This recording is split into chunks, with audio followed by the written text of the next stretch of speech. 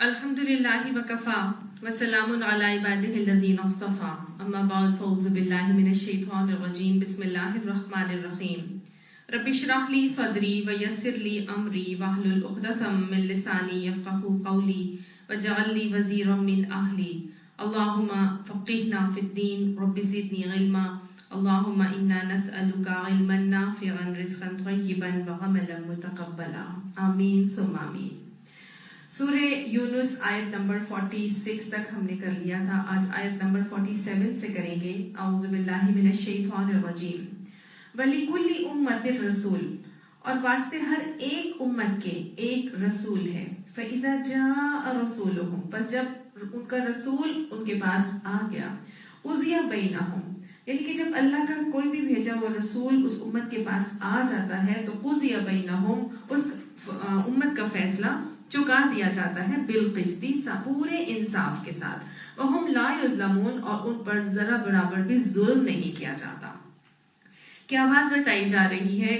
رسالت کا عقیدہ راسخ کیا اللہ سبحانہ تعالیٰ نے سورہ یونس کے اندر، عقیدہ توحید کا عقیدہ بھی راسخ کیا، قرآن کے بارے میں بھی بتایا، اور شرک کی نفی بھی کر کے اللہ تعالیٰ نے مشرکین مکہ اور قاری قرآن کو یہ بات سمجھائی کہ کس طرح سے اللہ سبحانہ تعالیٰ نے رسولوں کو بھیجا، اور رسول کو بھیجنے کے بعد ایسا نہیں ہے کہ ان کے اوپر جو کتاب آئی ہو یہ القرآن، اس کے حوالے سے بتایا کہ یہ ایسا کلام نہیں ہے کہ جو خود سے خود ہی گھڑ لیا جائے، یہ اللہ کا کلام ہے، اس کو کوئی بھی گھڑ نہیں سکتا۔ اللہ نے بتا دیا تھا کہ کسی کی مجال نہیں کہ اللہ کے اس کلام کو خود سے خود ہی گھڑ لیا جائے، یہ اللہ ہی کا کلام ہے، اللہ نے بھیجا ہے اور پیغمبر کے ذریعے سے بھیجا ہے۔ اگر اسی کلام کے لیے پھر اللہ تعالیٰ نے چیلنج بھی کر کے بتایا کہ اگر تم لوگ سمجھتے ہو کہ اس کے جیسا کلام بنا کے لا سکتے ہو تو لے کر آ جاؤ، لیکن بات یہ ہے کہ یہ لوگ کیوں نہیں مان رہے، کیونکہ ان کے اس چیز کا علم ان کے پاس کوئی ہے نہیں، خام مخام محض گمان کے اوپر چل کے تیر تکے لگاتے ہیں اور اللہ کے رسول کی بتائی ہوئی ہر بات کو جھٹلا دیتے ہیں۔ تو یہ وہ ظلم کا رویہ ہے جو وہ اختیار کیے ہوئے تھے، اور جو اللہ سبحانہ تعالیٰ نے بتایا کہ جو اللہ نے انہیں نعمتیں عطا فرمائی تھی، یہ قوت سماعت دی تھی، قوت بصارت دی تھی، کہ ان کو چاہیے کیا تھا؟ اللہ تعالیٰ نے کیا فرمایا تھا کہ وَجَعَلْنَا لَكُمُ السَّمْعَ وَالْأَبْصَارَ وَالْأَفْئِدَةَ قَلِيلًا مَا تَشْكُرُونَ۔ اللہ نے ہمیں دل دیے، اللہ سبحانہ تعالیٰ نے قوت سماعت دی، قوت بصارت دی اور سوچنے سمجھنے کے لیے دل دیے، لیکن قلیلا ما تشکرون، کم ہی ہے جو شکر کرتے ہیں۔ تو شکر کا رویہ اور طریقہ اصل میں کیا ہوتا ہے کہ جو اللہ کی نعمتیں ہوتی ہیں ان نعمتوں کو اللہ کی پہچان کے لیے استعمال کیا جائے، اور پھر جب پہچان آ جائے تو پھر اللہ کے کلمے کو بلند کرنے کے لیے، اللہ کی بڑائی اور حاکمیت کو قائم کرنے کے لیے، اللہ کے بندوں کی خدمت کے لیے ان قوتوں کو استعمال کیا جائے۔ یہ اصل میں شکر کا صحیح رویہ اور صحیح طریقہ تھا۔ لیکن انہوں نے کیا کیا؟ اللہ نے ان کو یہ نعمتیں عطا فرمائی تھی، لیکن انہوں نے چونکہ ان نعمتوں کو استعمال نہیں کیا تو اللہ سبحانہ تعالیٰ نے فرمایا کہ یہ تو اندھے ہیں اور یہ تو بہرے ہیں، تو اے نبی آپ کیا ایسے بہروں کو سنائیں گے جو سننا ہی نہ چاہتے ہو، ایسے اندھوں کو راہ دکھائیں گے جو دیکھنا ہی نہ چاہتے ہو؟ یعنی اور ہم نے دیکھا تھا کہ اللہ سبحانہ تعالیٰ نے یعنی یہ بتانا چاہا کہ ان کو سمجھ کیوں نہیں آ رہی، ان کو نظر کچھ کیوں نہیں آ رہا، کیونکہ وجہ یہ تھی کہ ان کے دلوں میں دوری تھی، وہ اللہ کو پہچانتے نہیں تھے، وہ اللہ کو نہیں جان رہے، نہیں پہچاننا چاہ رہے، ان نعمتوں کو اس کے لیے استعمال نہیں کرنا چاہ رہے، تو انہیں کچھ سمجھ بھی نہیں آ رہا، ہر چیز انہیں سنائی جا رہی ہے، نبی صلی اللہ علیہ وسلم خود انہیں بتا رہے ہیں اور خود انہیں سنا رہے ہیں، وہ اپنی ناکوں سے نبی صلی اللہ علیہ وسلم کو دیکھ بھی رہے تھے، قرآن کا پیغام سن بھی رہے تھے، لیکن انہیں سمجھ میں نہیں آ رہا تھا۔ کیوں؟ کیونکہ انہوں نے اپنے آپ پر ظلم کیا تھا۔ وہ ظلم یہ تھا کہ انہوں نے ان نعمتوں کو استعمال نہیں کیا تھا۔ یہ وجہ اللہ نے بتا دی تھی کیوں نہیں استعمال کرتے، کیوں لوگ ایسا رویہ کرتے ہیں کہ آنکھیں اور کان، سماعت اور بصارت ہونے کے باوجود بھی وہ اللہ کو کی معرفت کو حاصل کرنے کے لیے ان نعمتوں کو استعمال نہیں کرتے۔ اس کی وجہ اللہ نے بتا دی تھی کہ وہ دنیا کی محبت میں غرق ہیں، وہ دنیا کے پیچھے بھاگ رہے ہیں۔ یہی دنیا کی حقیقت پھر اللہ نے بتائی تھی کہ یہ دنیا کی حقیقت یہ صرف اور صرف جب آخرت میں پہنچیں گے تو انہیں معلوم ہوگا کہ صرف اور صرف گھڑی بھر کی سی تھی، ساری زندگی جس چیز کے لیے وہ جدوجہد کرتے رہے، جس کے غم میں وہ اپنی زندگیاں گھلاتے رہے، جو چھوٹی سی نعمت اگر ان سے محروم ہو جاتے تھے تو سارا وقت رو دھو کے اپنا وقت برباد کرتے رہے، وہ دنیا کی ترقی ہی کو حاصل کرنے کے لیے ساری دنیا کی کوششیں اس میں لگائے ہوئے تھے، یعنی ان کو اس دن یہ محسوس ہوگا کہ یہ تو چند سیکنڈ کی چیز تھی، ہم اتنی حقیر چیز کے پیچھے اپنی زندگی گھلا کر آ گئے، ہم اتنی حقیر چیز کے پیچھے اپنی زندگی گھلا کر آ گئے۔ اللہ نے بتایا تھا کہ ان کو تو یہ لگے گا کہ ہم تو بس گھڑی بھر کے لیے جان پہچان کو ٹھہرے تھے، یعنی اللہ نے ہمیں دنیا میں صرف جان پہچان حاصل کرنے کے لیے بھیجا تھا، اور نبی صلی اللہ علیہ وسلم نے فرمایا تھا نا، کن فی دنیا کا انکا غریب او عابر السبیل، دنیا میں ایسے رہو جیسے کہ ایک اجنبی رہتا ہے یا راستے کا چلتا مسافر رہتا ہے۔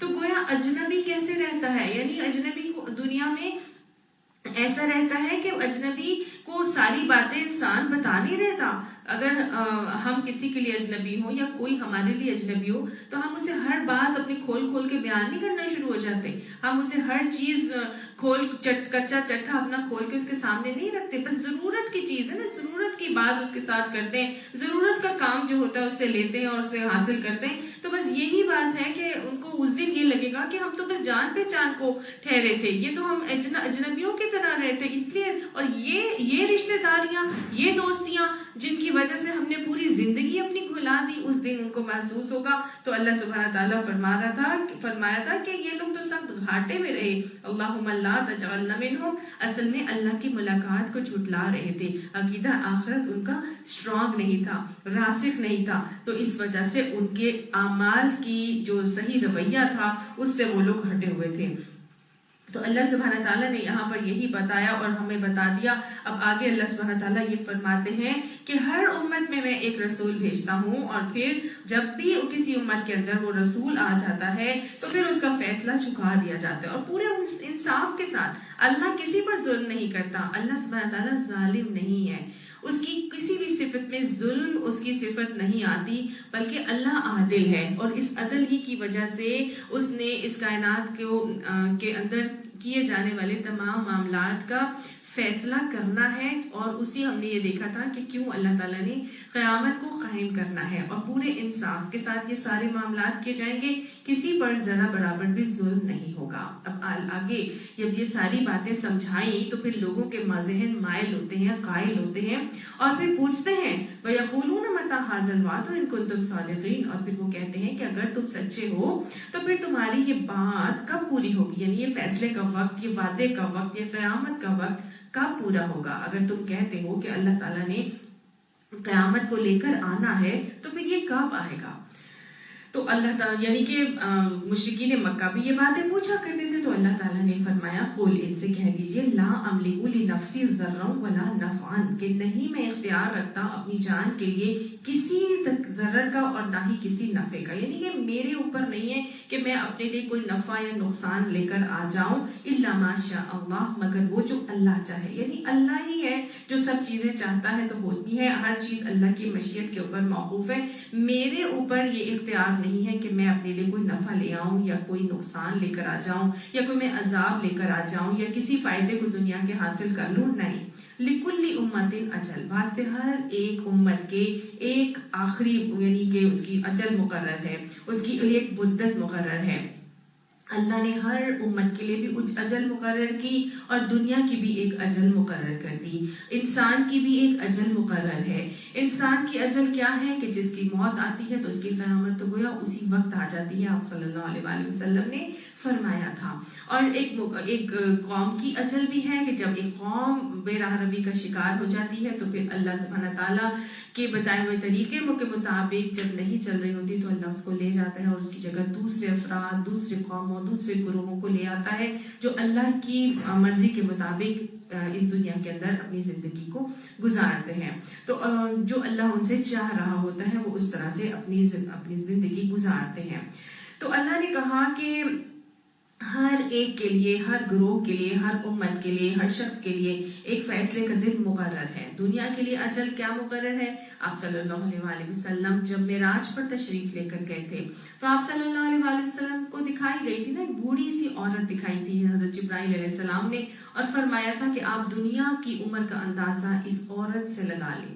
تو گویا ایک بوڑھا شخص کس وقت ختم ہو جائے کسی کو بھی نہیں پتا نا، اس کی موت کا تو کسی کو پتا نہیں.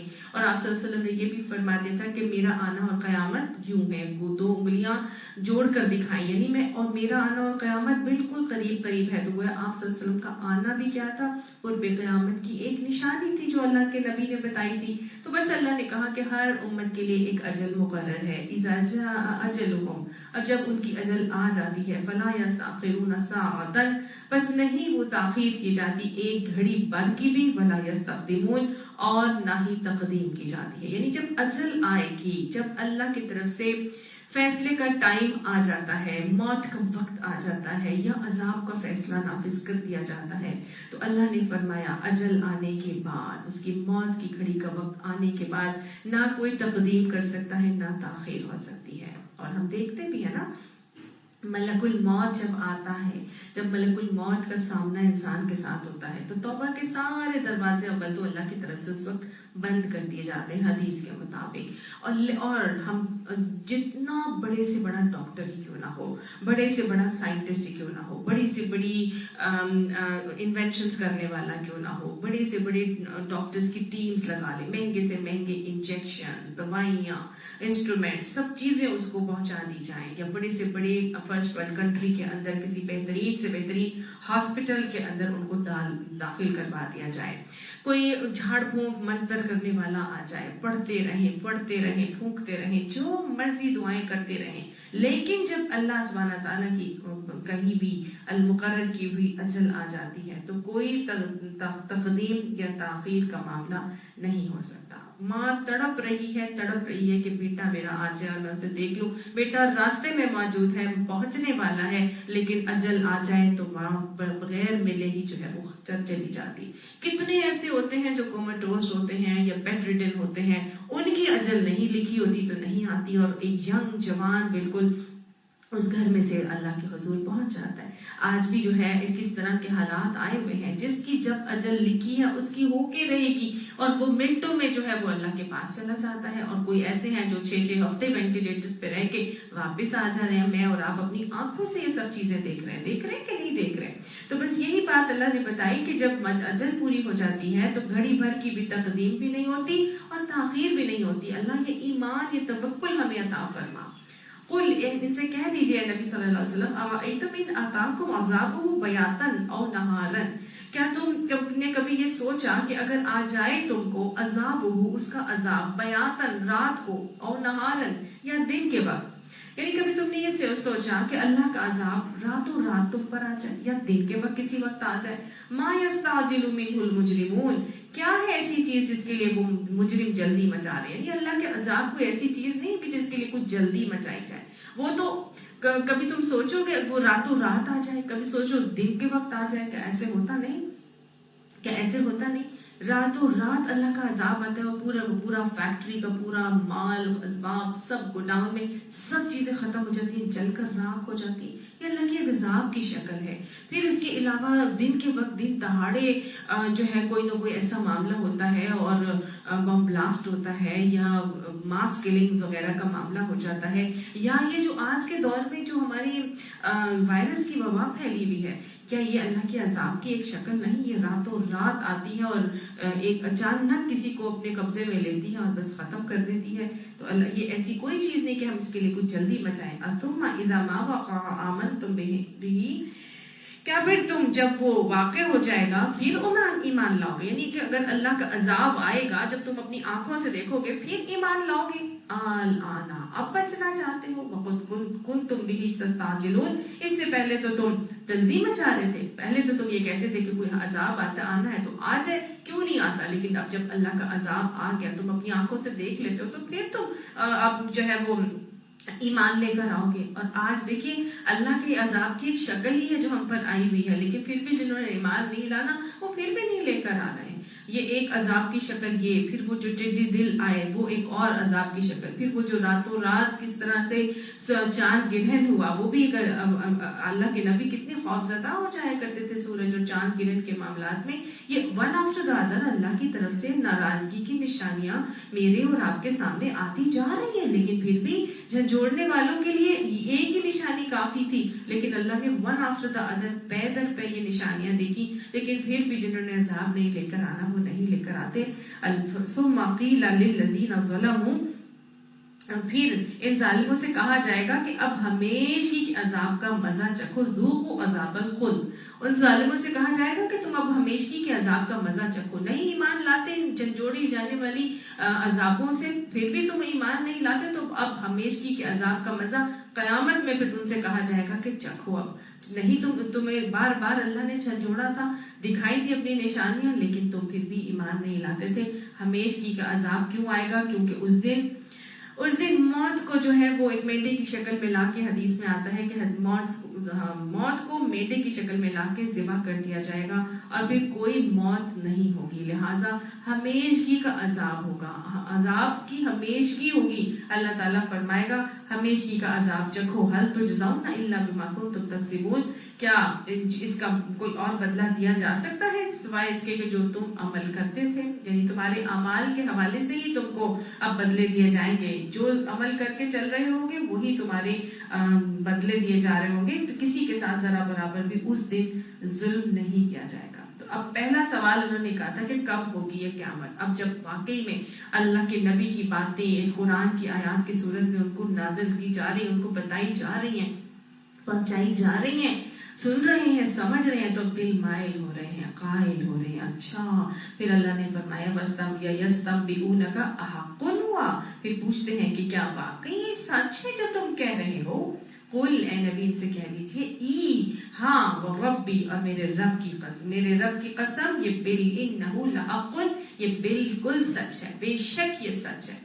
यानी उनसे कह दीजिए कि ये बिल्कुल सच है, मेरे रब की कसम। अल्लाह ने अपनी कसम खिलवा के ये बात बताई है कि ये बातें जो बताई जा रही हैं ये ऐन सच हैं। वमा अंतुम बिमौजिज़ीन, और तुम इतना बलबूता नहीं रखते कि तुम उस अजाब को रोक दो, यानी तुम इसको रोकने के लिए आजिज नहीं हो। तुम अपने किसी भी रवैये से अल्लाह के अजाब को टाल नहीं सकते। आज मैं और आप 6 महीने से इस वबा के अंदर गिरफ्तार हैं। क्या हम इस अजाब को टाल सके? अब तक कोई इसका ना ट्रीटमेंट आया, ना कोई वैक्सीन इजाद हुई। जिसकी अजल लिखी है वो इसमें मरता जा रहा है, अल्लाह के हजूर पहुंचता जा रहा है, और जिसने नहीं जिसका अल्लाह ने फैसला नहीं लिखा हुआ वो इसमें गिरफ्तार हो गया, खुद बखुद ठीक हो रहा है। लेकिन हम अल्लाह के आए हुए अजाब को टाल नहीं सक रहे। क्या हम इसको टालने के ऊपर कादिर हैं? नहीं है ना। टिड्डी दिल के लिए जो मर्जी कर लिया, फसलों की फसलें तबाह हो गई और कितनी ज्यादा खसारा हो गया। क्या हम इस अजाब को रोक सके? नहीं रोक सके। अल्लाह ने कहा तुम्हारे अंदर इतना बलबूता नहीं है कि तुम इस अजाब को टाल सको। ना आज हम टाल सके हैं, ना पहले कोई टाल सका था। कोई सुपर पावर से बड़े से बड़ा सुपर पावर वो भी आज घुटने टेक गया है अल्लाह के इस अजाब के आगे। लोगों ने बड़ी बातें की कि जी इनका अपनी कोई पॉलिसी है, इनकी कोई अपनी प्लानिंग है और सब कुछ हो रहा है, लेकिन नहीं, अल्लाह का ये अजाब है, कोई इसको रोक नहीं सका। बड़े से बड़ा सुपर पावर उस जमाने की कौमें भी तो थी, कितनी बड़ी बड़ी सुपर पावर्स थी, कौमे आद, कौमे समूद, कौमे नूह। क्या हुआ था जब अल्लाह का अजाब आया? तो क्या वो अल्लाह के अजाबों को रोक पाई? क्या अल्लाह की आने वाली हवाओं को वो रोक पाई? क्या वो अल्लाह ने जो आतिश फिजा और उनके ऊपर पलटा, क्या वो रोक पाए? नहीं रोक पाए ना, कुछ भी नहीं रोक पाए। कोई अल्लाह के अजाब के आगे परिंदा पर नहीं मार सकता, पत्ता हिल नहीं सकता। अल्लाह की इजाजत के बगैर अजाब को टालना तो बहुत बड़ी बात है। अल्लाह सुब्हानहू तआला फरमाता है कोई उसके अजाब को टाल नहीं सकता। वलौ अन्ना लिकुल्लि नफ्सिन ज़लमत, और अगर वास्ते हर एक शख्स के जिसने जुल्म किया, यानी कि हर वो शख्स जिसने जुल्म कर दिया था, मा फिल अर्जी, जो कुछ भी जमीन में है, लफ्तदत बिही, अलबत्ता फिदिये में दे दे उसको। यानी जो शख्स اپنے آپ پر ظلم کر چکا ہے، یعنی اللہ کے حضور جب وہ پہنچے گا اور اس حال میں ہوگا کہ اس نے اپنی جان پر ظلم کر لیا تھا، اپنے اللہ سے شرک کا معاملہ کر کے چلا، اللہ کو نام مان کے، اللہ کی نام مان کے چلا۔ اگر اللہ کو مانتا تھا تو پھر اللہ کے ساتھ مختلف شریک بنائے ہوئے تھے، ٹھہرائے ہوئے تھے اور ان کو سفارشی بنا کے چل رہے تھے، اور وہ اس حال میں ظلم کی حالت میں اللہ کے حضور پہنچا تو جب وہ عذاب دیکھیں گے تو عذاب کو سے بچنے کے لیے کیا کریں گے؟ جو کچھ بھی زمین کے اندر ہے لفتدت بھی، وہ چاہیں گے کہ وہ اس کو فدیے میں دے دے اور عذاب سے چھوٹ جائیں۔ وَأَسَرُّ النَّدَامَةَ، اور وہ چھپائے ہوئے ہوں گے ندامت کو، یعنی دل ہی دل میں عذاب کو دیکھ کے پچھتا رہے ہوں گے، اور ہر چیز جو ان کے پاس ہوگی وہ دنیا کے اندر کہیں گے ہم اللہ سے اللہ کو دے دیں کہ ہم اس عذاب سے بچ جائیں، لیکن دنیا میں نہیں دیتے تھے، دنیا میں اندھے بہرے بنے ہوئے تھے، دنیا میں انہوں نے اپنے دلوں کے اوپر قفل لگا لیے تھے، دنیا کے اندر محبت میں ڈوبے ہوئے تھے، اپنے دلوں کے زنگ کو نہیں اتارتے تھے، قرآن کی تلاوت نہیں کرتے تھے، قرآن اپنے دلوں کی سختی کو نرمی میں نہیں بدل رہے تھے، تو وہ اس دن پچھتائیں گے۔ لیکن اس دن اب پچھتاوے کیا ہوا؟ جب چڑیاں چگ گئی کھیت، اب تو کچھ نہیں ہو سکے گا نا، اس دن تو جہنم کو اپنی آنکھوں سے دیکھ لیں گے۔ اللہ تعالیٰ فرماتے ہیں فَبَصَرُكَ الْيَوْمَ حَدِيدٌ فَكَشَفْنَا عَنْكَ غِطَاءَكَ، آج تیرے آنکھوں کے سامنے سے پردہ ہٹ گئے، فَبَصَرُكَ الْيَوْمَ حَدِيدٌ، آج تیری نگاہ تو خوب تیز ہے، تو اپنی آنکھوں سے سب کچھ دیکھ رہے۔ حق الیقین تو تجھے تھا نہیں، اب عین الیقین تجھے آ گیا ہے کہ اپنی آنکھوں سے تو سب کچھ دیکھ رہا ہے۔ وہ جہنم کو اپنی آنکھوں سے دیکھیں گے، جہنمی جہنم کو دیکھیں گے کہ وہ 70,000 باغیں ہوں گی۔ جب جہنم کو کھینچ کے میدان حشر میں لایا جائے گا تو اس کی ہر باغ کو 70,000 فرشتوں نے پکڑ رکھا ہوگا، اور وہ جہنم باقاعدہ غرا رہی ہوگی، پکار رہی ہوگی، بھڑکی جا رہی ہوگی جوش میں، اور نام لے لے کر ایک ایک جہنمی کو پکار رہی ہوگی، اس کو فلاں کو میرے حوالے کرو، فلاں کو میرے حوالے کرو، اور اس کا دل چاہے گا کہ میں دنیا بھر کی چیزیں فدیے میں دے دوں اور اپنی جان کو اس سے خلاصی پالوں اور آزاد ہو جاؤں، لیکن نہیں، وہ تو دنیا میں بھی نہیں دیتے تھے نا۔ ان کا تو دنیا جو جس روش پر دنیا میں ہوگا وہ آخرت میں بھی اسی روش پر اٹھایا جائے گا، لہٰذا دنیا میں بھی تو ان کا ایسا ہی معاملہ تھا کہ وہ ان کو معلوم تھا کہ جہنم کی آگ سے بچو، چاہے کھجور کا ایک ٹکڑا دے کر صحیح، لیکن وہ تو حرص اور بخل کا شکار تھے، وہ تو دنیا کی محبت میں ڈوبے ہوئے تھے نا، وہ تو دنیا بنانے کے چکروں میں ہی تو ساری ان کی کوششیں لگ رہی تھی، ان کی ساری ایفرٹس صرف ہو رہی تھی، لہٰذا دنیا میں وہ دوسروں کو کہاں سے دیکھتے، وہ تو اپنے ہی حرص اور طمع اور لالچ اور بخل کا شکار تھے، لہٰذا انہوں نے تو کوئی صدقات بھی نہیں دیے تھے کہ اللہ کے غضب کو ٹھنڈا کر، اللہ کے غضب کو جو ہے وہ ٹھنڈا کرنے کا باعث ہوتا، وہ تو صدقات ہی نہیں دیتے کہ جہنم کی آگ کو بجھانے کا وہ سبب بنتا ان کے لیے، وہ تو صدقات کیا، وہ تو کوئی کام نہیں کرتے تھے، نماز انہوں نے پڑھی نہیں کہ وہ جنت کی کنجی بنتی اور وہ جنت کے اندر جانے کے حقدار بنتے، نہیں، ان کے پاس تو کچھ ہے ہی نہیں۔ اب پچھتاوے کیا ہوا؟ اب تو وہ دل ہی دل میں پچھتا رہے ہوں گے کہ ہائی میں تو سنی اور انسنی کر دیتا تھا، میں تو بہرا بن گیا تھا، میں تو ہر چیز دیکھنے کے باوجود بھی اندھا بن گیا تھا، میں تو بالکل دنیا کی محبت میں اسی شخص کی طرح ہو گیا تھا کہ اللہ کے نبی نے جس کے لیے بتایا تھا نا، فرمایا تھا آپ صلی اللہ علیہ وسلم نے کہ ابن آدم کا حال تو یہ ہے کہ اس کے پاس 2 وادیاں بھر کے بھی سونا ہو تو وہ تیسری وادی کی تمنا کرے گا، اس نے ابن آدم کا منہ تو قبر کی مٹی ہی بھرے گی، تو وہ میں ایسے ہی قبر کی مٹی بھی نے میرا منہ بھر سکی، الہاکم التکاثر حتی زرتم المقابر کا شکار ہو گیا کہ میں تو ہلاکت میں پڑ گیا، میں تو غفلت میں پڑ گیا، اور میں تو قبروں کو جا پہنچا، آج میں تو مال جمع کر کر کے رکھتا تھا، میں مال کو اللہ کی راہ میں نہیں دیتا تھا، دنیا میں مگن تھا، دنیا میں دوڑ لگایا ہوا تھا، دنیا ہی کو حاصل کرنے کے لیے، کبھی سیلوں میں بھاگتا، کبھی لوٹ سے حاصل کرنے کے لیے، سب کچھ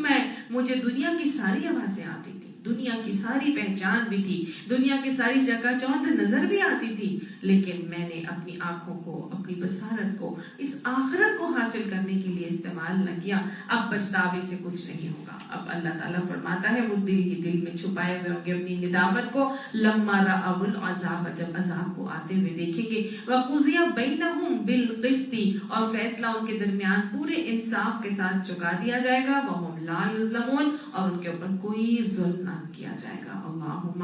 اللہم لا تجعلنا منہم، اللہ ہمیں ان لوگوں میں شامل ہونے سے محفوظ فرمائے جو دنیا کے پیچھے دوڑتے ہیں. اللہ ہمیں اپنی محبت عطا فرمائے، اس دنیا سے زہد عطا فرما کے اپنی محبت ہمارے دل میں بھرے اور ہم اللہ ہی کی محبت میں اپنے تمام اعمالوں کو کرنے والے بن جائیں.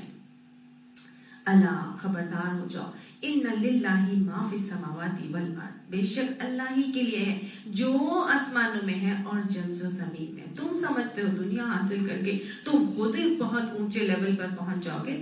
کیا ہوا تھا؟ فرعون نے کتنی بڑی بڑی عمارتیں تعمیر کروائی تھی، کیا ہوا؟ کیا وہ اپنے ساتھ لے کر گیا؟ کتنا مال اسباب سونا چاندی قارون کے پاس تھا، کیا ہوا؟ کیا وہ اپنے ساتھ لے گیا؟ نہیں. اللہ فرماتا ہے للہ ما فی السماوات والارض، اللہ ہی کے لیے جو آسمانوں میں اور جو زمین میں. تم دنیا حاصل کر کے اپنے ساتھ کچھ نہیں لے کے جا سکو گے. ساتھ لے کے تو صرف اور صرف 3 ہی چیزیں جاؤ گے. آپ صلی اللہ علیہ وسلم نے کیا فرمایا تھا؟ انسان جب مر جاتا ہے تو عمل کا سلسلہ منقطع ہو جاتا ہے سوائے 3 اعمال کے جو اس کے ساتھ جاتے ہیں.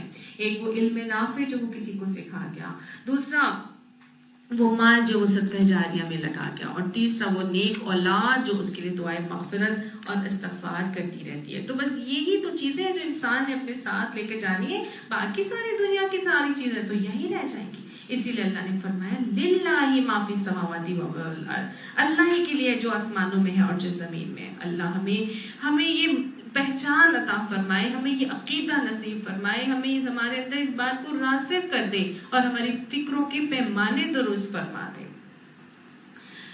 اللہ خبردار ہو جاؤ، ان وعد اللہ حق، خبردار بے شک اللہ کا وعدہ سچا ہے. ولکن اکثرہم لا یعلمون، اور لیکن اکثر ان کے وہ علم نہیں رکھتے. اللہ کا وعدہ تو سچا ہے لیکن لوگ علم نہیں رکھتے، لوگ نہیں مانتے. کیا نہیں مانتے؟ کہ ہوا یحیی و یمیت، کہ وہی زندہ کرتا ہے اور وہی مارتا ہے. وَإِلَيْهِ تُرْجَعُونَ، اور اسی کی طرف تم سب پلٹائے جاؤ گے. جب اللہ ہی زندہ کرتا ہے، اللہ ہی مارتا ہے اور ہم اللہ ہی کی طرف ہم نے بھی پلٹایا جانا ہے، ساری چیزیں بھی اللہ ہی کے لیے ہیں، تو پھر ہم کس کے لیے ہیں؟ ہم بھی اللہ ہی کے لیے نا. اسی لیے اللہ نے فرمایا وَإِلَيْهِ تُرْجَعُونَ، تمہیں بھی اللہ ہی کی طرف پلٹایا جانا ہے. لیکن ہاں جب ہمیں اللہ کی طرف پلٹایا جانا ہے تو پھر ہمیں کیا کرنا چاہیے؟ پھر ہمیں اس حال میں تو جائیں کہ اللہ ہم سے راضی ہو، اس حال میں تو جائیں کہ ہم اللہ کی رضا کے اوپر راضی ہوں گے تو اللہ بھی ہم سے راضی ہوگا. پوچھا نا کسی نے کہ کیسے پتا چلے کہ اللہ ہم سے راضی ہے، تو اللہ سبحانہ تعالیٰ نے اس کا جواب کیا دیا تھا کہ جب میرا بندہ اپنے دل میں جھانک کے دیکھے کہ اگر وہ میرے سے راضی ہے تو میں بھی اس سے راضی ہوں. اور انسان اگر اپنے دل میں جھانک کر دیکھے کہ وہ اللہ سے راضی نہیں بلکہ ناراض ہے تو پھر اللہ بھی اس سے ناراض ہے. اللہ ہمیں اپنے آپ سے راضی کر لے، اور جب ہم آپ سے ملے تو اس حال میں ہو کہ آپ بھی ہم سے راضی ہوں اور پھر ہم اپنے انجام سے بھی خوش ہو جائیں. لہٰذا اب اللہ سبحانہ تعالیٰ نے انسان کو، مومنوں کو، انسانوں کو، پوری انسانیت کو کہہ دیا کہ یا ایھا الناس، اے لوگو، قد جاءتکم موعظۃ من ربکم، یقیناً آ گئی ہے تمہارے پاس موعظہ، ایک نصیحت. کہاں سے آئی؟ من ربکم، تمہارے رب کی طرف سے. یعنی لوگوں، پوری انسانیت کو مخاطب کر کے اللہ تعالیٰ نے کہہ دیا کہ تمہارے پاس ایک واز آ چکا ہے تمہارے رب کی طرف سے. وہ جو تمہارا رب ہے، تمہاری ربوبیت کرتا ہے، تمہارا کیئر ٹیکر ہے، تمہارا پالن ہار ہے، تمہارے لیے ساری ضروریات زندگی فراہم کرنے والا ہے، تمہیں سب کچھ دنیا میں دینے والا ہے، نعمتوں سے مالا مال کرنے والا ہے. وہ جب تمہیں دنیا میں اتنی ساری چیزیں دیتا ہے تو تمہارے لیے بھلا کوئی برا فیصلہ کر سکتا ہے؟ اللہ فرماتا ہے ایک موعظہ دے دی ہے تمہیں. موعظہ کیا ہوتی ہے؟ موعظہ کا روٹ ورڈ ہے واو، عین اور زوئیں. واز سے نکلا ہے. واز کہتے ہیں بہت ہی محبت اور خیر خواہی سے اور بڑے خلوص کے ساتھ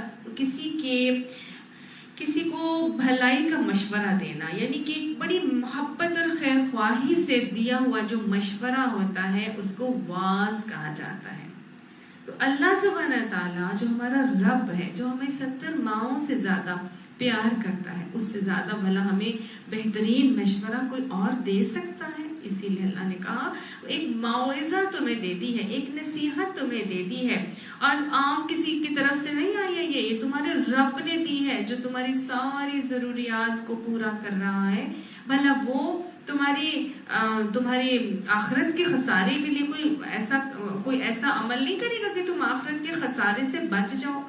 اس لیے تمہیں بہت ہی بھلائی سے، تمہاری دنیا کی بھی بھلائی، آخرت کی بھلائی کے لیے بھی ایک بہت ہی خیر خواہی سے ایک مشورہ دینے والی ایک چیز اس نے تمہیں بھیج دی ہے۔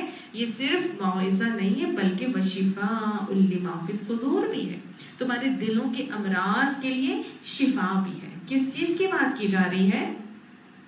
قرآن پاک کی بات کی جا رہی ہے کہ قرآن پاک اللہ کی طرف سے ایک موعظہ، ایک نصیحت ہے، اور ہمارے دلوں کے امراض کی شفا بھی ہے۔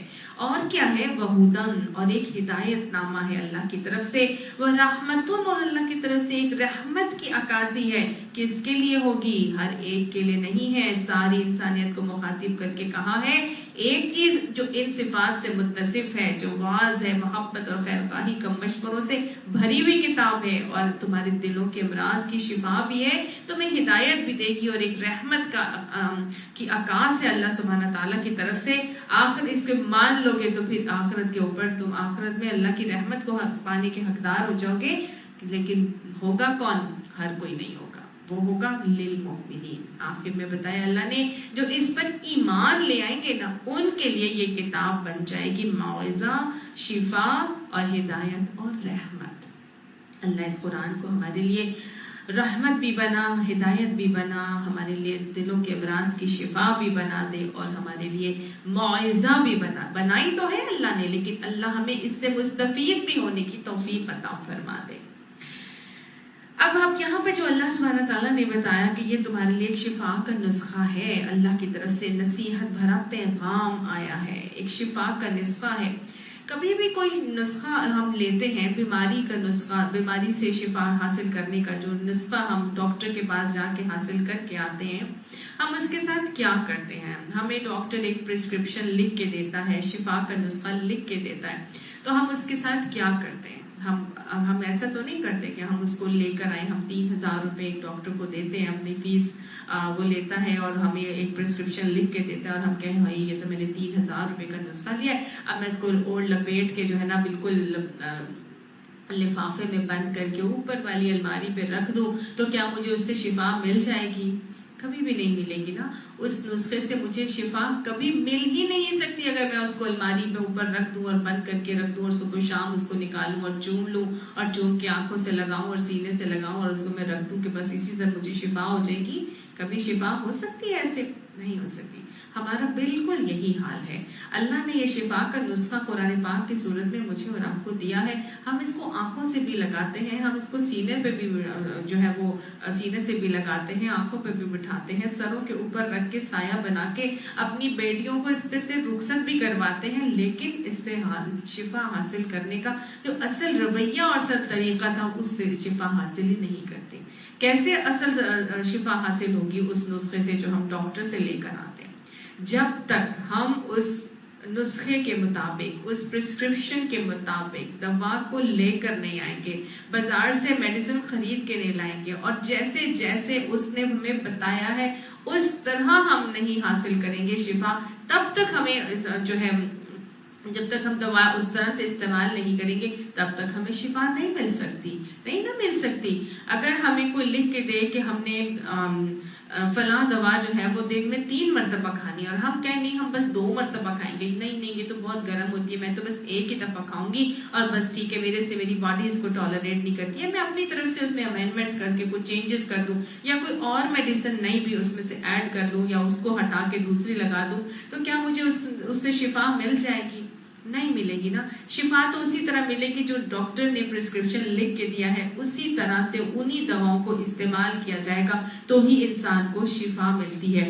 تو بالکل یہی بات ہے، اللہ سبحانہ تعالیٰ نے جو طریقے مجھے اور آپ کو اس قرآن پاک میں اس شفا کے نسخے میں بتائے ہیں، اس طرح اگر ہم ان کو استعمال کریں گے اور اپنے لیے اس کے اوپر اپلائی کر کے اپنی زندگیوں کو لے کر چلیں گے تو انشاءاللہ ہماری دنیا میں بھی شفا ملے گی، ہمارے گھروں کو بھی شفا ملے گی، ہمارے دلوں کے امراض کی بھی شفا ملے گی، اور ہمیں آخرت میں بھی جو ہے اللہ کی رحمت کے ہم حقدار ہو جائیں گے۔ اللہ ہمیں فرماتا ہے یہ ہدایت ہے تمہارے لیے، جب اس نسخے کو لے کے چلو گے تو تمہیں ہدایت ملے گی، اللہ تمہیں ہر چیز کی ہدایت دے گا۔ دیکھیے کون کون سی بیماری ہوتی ہیں ہمارے دلوں کی، یہاں جو بتایا گیا نا شفاء لما فی الصدور، تمہارے دلوں کی امراض کی شفا ہے۔ کیسے کون کون سی شفا ہے اور کون کون سی ہدایات اللہ نے اس شفا کے نسخے میں مجھے اور آپ کو عطا فرمائی ہے۔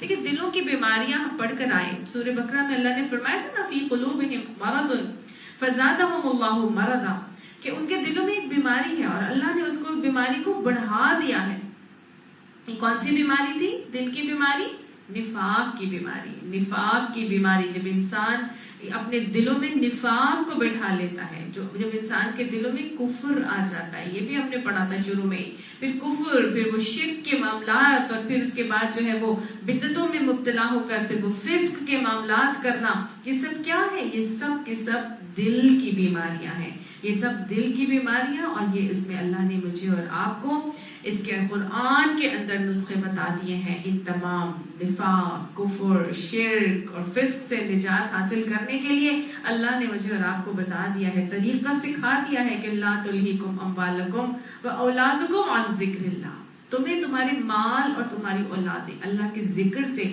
اس قرآن سے غافل نہ کر دیں۔ اور اللہ نے مجھے اور آپ کو طریقہ بتایا ان سب چیزوں سے نجات حاصل کرنے کا کہ اللہ کے اس قرآن سے جڑ جایا جائے، قرآن کی تلاوت کی جائے۔ اللہ نے اس قرآن کو جب ہم پڑھیں گے تو اس سے ہمارے دل جو سخت ہو چکے ہیں وہ نرم ہو جائیں گے۔ دلوں کی سختی کو دور کرنے کے لیے اس قرآن سے جڑنے کا نسخہ نبی صلی اللہ علیہ وسلم نے طریقہ بتایا۔ تو ایک تو یہ طریقہ ہمیں پتہ چل رہا ہے ان بیماریوں سے نکلنے کا۔ دوسرا جو ہمارے اندر بیٹھ چکا ہے، اللہ نے ہمیں بتایا تھا نا، اللہ تعالیٰ ہمیں ہمارے دلوں کی اور کون سی بیماریوں کا تذکرہ کرتے ہیں، قرآن پاک میں ہی آتا ہے۔ جب ہم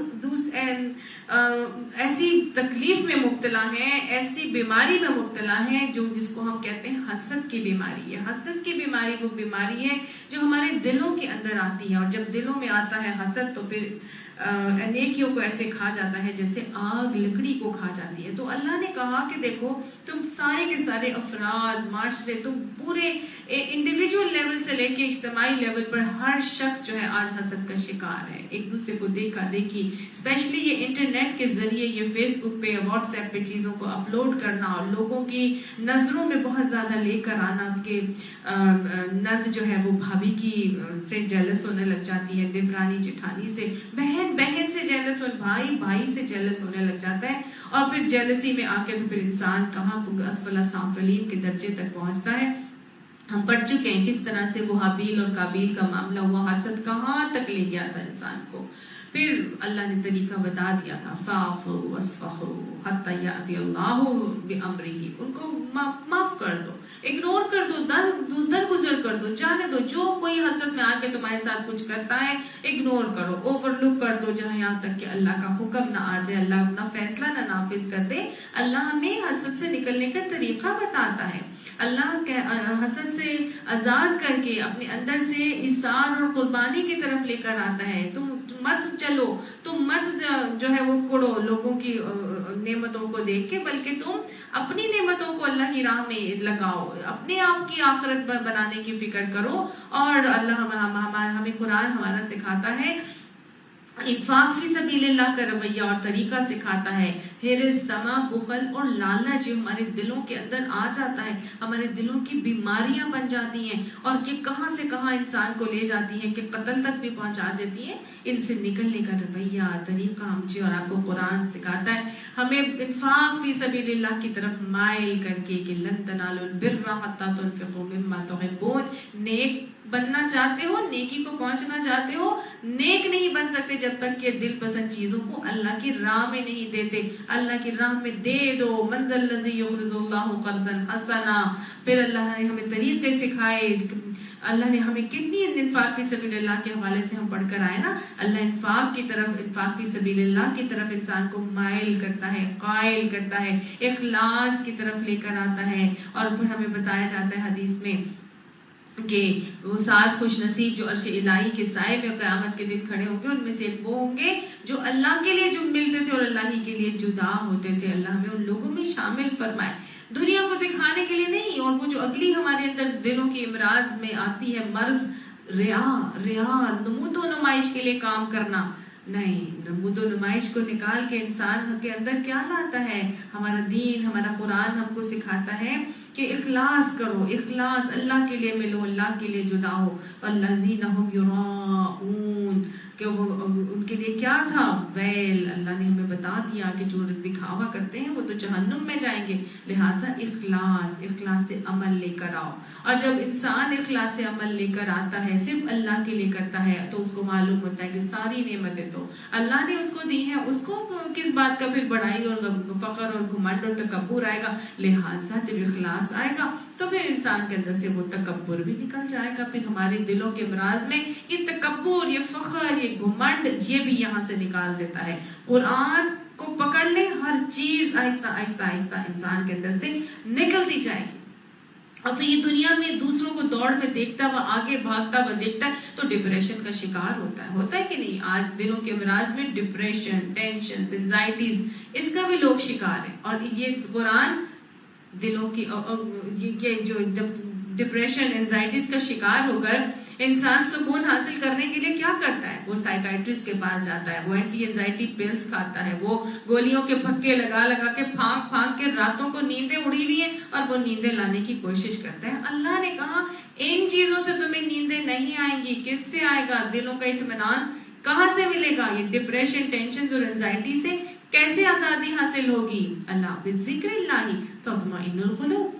قرآن کا، اللہ کا ذکر وہ چیز ہے جو تمہیں دلوں کو اطمینان دے گا. تو گویا ہر چیز کا اللہ نے مجھے اور آپ کو علاج قرآن پاک میں بتا دیا. یہ ساری دلوں کی بیماریاں ہی تو ہیں جن کے علاج مجھے اور آپ کو قرآن بتا رہے ہیں. اور یہ صرف قرآن ہمارے دلوں کی بیماریوں کے لیے شفا ہی نہیں ہے، بلکہ ہر جسمانی بیماری کی، روحانی بیماری کے بھی شفا اس میں ہمیں ملتی ہے. ہماری بیمار گھر ہو جاتے ہیں، بیمار معاشرے ہو جاتے ہیں، ان کا بھی علاج ہمیں اس سے ملتا ہے. ہمارے قرآن، یہ دیکھیں، قرآن کو تھام لیں گے تو ہمیں ہر چیز جو ہے وہ اس کے اندر ملتی ہے. کتنی چیزیں ہیں، بیماریوں کا علاج بھی جو ہے وہ ہمیں اس میں ملتا ہے. کون سی بیماریاں میں نے ابھی آپ کو جیسے ٹینشن، ڈپریشن اور اینزائٹیز کے حوالے سے بتایا. اس کے علاوہ بے شمار، جیسے کہ قرآن پاک کی سورہ شفا ہے، سورہ فاتحہ جس کو سورہ رقیہ بھی کہتے ہیں، اس کو پڑھ کے ہر چیز کھلائیں پلائیں، اس کو پڑھ کے بھوکیں. کیسے اس سے شفا حاصل ہوگی؟ کیونکہ یہ تو ہے ہی سورہ شفا. سورہ رحمان کو سننے سے کس طرح کینسر کے مریض بھی جو ہے وہ شفا یاب ہوتے جا رہے ہیں. وہ جو ٹرمینلی ال پیشنٹس ہوتے ہیں ان کو بھی شفا ہو جاتی ہے. بیماریوں کی شفا بھی ہے. زہریلے کے جو کاٹ جائے کوئی چیز، اس کو بھی پڑھ کے اس میں پھونکیں تو سورہ وہ جو معوذتین پڑھ کر کے انہیں کل پڑھ کے پھونکی تھی چاروں کل، تو وہ بھی اس سے شفا مل جاتی ہے زہریلے کے کاٹے سے. تو سب سنت سے ثابت ہے. اللہ سبحانہ تعالیٰ ہمیں اس پر ایمان عطا فرمائے. اب اللہ نے فرمایا یہ سب چیزیں تمہیں ملیں گی، لیکن ملیں گی اس کو جو ایمان لے کر آئے گا. تو قل اے نبی سے کہہ دیجئے بفضل اللہ، یہ اللہ کا فضل ہے، وبرحمتہ اور اس کی رحمت ہے، فبذالک فلیفرحوا، بس چاہیے کہ اس نعمت کی خوشی منائیں. ہوا خیر مما یجمعون، یہ وہ بہترین چیز ہے جس کو وہ جمع کرتے ہیں. بہترین چیز جو جمع کرنے کی ہے وہ کیا ہے؟ قرآن پاک اللہ نے بتائی بہترین چیز ہے جو وہ جمع کرتے ہیں. اس کو چاہیے لوگوں کو کہ وہ اس نعمت کی قدردانی کی، فلیفرحوا، چاہیے کہ خوشی منائیں. آج دنیا کی دوڑ میں سب بھاگ رہے ہیں، جمع کر رہے ہیں، چیزیں جمع کر رہے ہیں، کوئی جائیدادیں بنا رہے ہیں، کوئی اکاؤنٹس جو ہے بڑھاتا جا رہا ہے، سوئس اکاؤنٹس کھولے ہوئے ہیں، کوئی فلیٹس خریدے جا رہے ہیں، کوئی جو ہے وہ کرنسی جمع کرتا ہے، کوئی سونا چاندی جمع کرنے کا شوقین ہے، کوئی ہیرے جواہرات ہیروں کو جمع کرنے کا شوقین ہوتا ہے. کوئی ہے کہ جو جوڑے جمع کرنے کا شوق ہے، کسی کو جوتے جمع کرنے کا شوق، کوئی پرسز جمع کرتا ہے، کوئی گھڑیاں جمع کرنے کا شوق ہے کہ نہیں، کسی کو موبائل جمع کرنے کا شوق، کسی کو پرفیوم جمع کرنے کا شوق. کتنے شوق ہے جو دنیا میں آج لوگوں نے پال رکھے. کوئی گاڑیاں جمع کرنے کا شوقین ہے، کسی کو فارم ہاؤس سے بڑا لینے کا شوق ہے کہ نہیں. اللہ سبحانہ تعالیٰ نے کہا جتنی چیزیں تم جو دنیا میں جمع کر رہے ہو ان سب سے بہترین چیز جو جمع کرنے کی ہے وہ کیا ہے؟ یہ قرآن پاک. یہ قرآن جو تمہیں دے دیا گیا ہے یہ وہ چیز ہے جو جمع کرنے کے لائق ہے. جو جمع کرنا ہے تو اس کو جمع کرو. اللہ سبحانہ تعالیٰ تو ہمیں قرآن کا عالم بھی بنا، قرآن کا عامل بھی بنا. اللہ سبحانہ تعالیٰ یہ جو شوق تو نے ہمیں قرآن پاک کو تھامنے کا، اس کو پڑھنے کا، اس پر عمل کرنے کا اور اس کو اپنی زندگی میں اپنا دوست بنا کے چلنے کا تو نے عطا فرمایا ہے. وما توفیق الا باللہ. اس پہ ہمارا کوئی کمال نہیں، اس پہ صرف تیرا کمال ہے. اللہ تو یہ کمال، تو یہ شوق، تو یہ تڑپ، یہ لگن، یہ محبت سب کو عطا فرما. اللہ سبحانہ تعالیٰ تو فرماتا ہے، قرآن پاک سے پتہ چلتا ہے، اللہ نے فرمایا کرامن بررا، اس کو لکھنے والے ہاتھ کیا بن جاتے ہیں؟ بہترین، معزز، مکرم ہاتھ. قرآن سے ایسوسیٹڈ ہر چیز بہترین ہو جاتی ہے. صرف قرآن ہی بہترین نہیں ہے بلکہ قرآن سے ایسوسیٹڈ ہر چیز بہترین ہو جاتی ہے. لکھنے والے ہاتھ بہترین، معزز، مکرم، کرام بررہ بن جاتے ہیں. وہ شہر جس میں یہ قرآن نازل کیا گیا اس شہر کو ام القری بنا دیا گیا تھا. وہ رات جس میں یہ قرآن آیا وہ رات کیا بن گئی؟ لیلۃ القدر، بہترین رات بن گئی. خیر من الف شہر، 1000 مہینوں سے بہتر رات بن گئی. وہ مہینہ جس میں یہ قرآن آیا شہر رمضان الذی انزل فیہ القرآن، وہ بہترین مہینہ بن گیا. اور وہ نبی جن کے اوپر یہ آیا قرآن پاک، وہ نبی کیا بن گئے؟ وہ نبی رحمت للعالمین، خاتم النبیین بن گئے. وہ نبی حبیب خدا بن گئے. وہ امت جس کے اوپر یہ قرآن آیا وہ خیر امت بن گئی. بن گئی کہ نہیں بن گئی؟ وہ صحابہ کرام جن کے جو اس نبی صلی اللہ علیہ وسلم کے ساتھی تھے، جو لے کر چلے، اللہ نے ان کی تعریف قرآن پاک میں فرما دی کہ وہ بہترین ہیں. آپ صلی اللہ علیہ وسلم نے ان کو بہترین فرمایا اور مجھے اور آپ کو بھی اللہ نے یہ فرما دیا، اللہ کے نبی نے بتا دیا کہ خیرکم من تعلم القرآن وعلمہ. اب تم میں بہترین وہ ہوں گے جو اس قرآن کو پڑھیں گے اور اس کو پڑھائیں گے. اللہ ہمیں ان لوگوں میں شامل فرما دے. یہ قرآن جس کے پاس آتا ہے اس کو درجات کی بلندیاں ضرور عطا فرماتا ہے. اتنی بہترین چیز کہ صرف دنیا میں نہیں بلکہ قیامت میں بھی یہ ہمارے لیے بہترین معاملات کرنے والی ہوگی. قبر میں تو ساتھی بنا کے بیٹھا دیا جائے گا اور ان کے نکیر کے سوالات میں آسانی کا معاملہ ہوگا. قبر کی تنہائیوں کو دور کرنے والا ہوگا، قبر کے عذاب سے بچانے والا ہوگا. قرآن وہ شافی ہے جس کی سفارش قیامت کے دن رد نہیں کی جائے گی. یہ قرآن ہی القرآن حجت لک او علیک، یا کسی کے حق میں حجت بنے گا، کسی کے خلاف حجت بنے گا. اللہ اس کو ہمارے حق میں حجت بنا دینا. آپ نے فرمایا تھا قیامت کے دن قرآن سے بڑھ کر اور کوئی شافی نہیں ہوگا. اور جس شخص کے پاس آ جاتا ہے اس کے والدین کے ساتھ کیا رویہ کیا جاتا ہے، اس کے والدین کو کیسا بنا دیا جاتا ہے، کیونکہ اس شخص کی فضیلت ایسی بن جاتی ہے نا کہ اللہ کے نبی نے فرمایا تھا ایک عالم کی فضیلت عابد پر ایسی ہے جیسی ستاروں کے چاند کی ستاروں کے اوپر.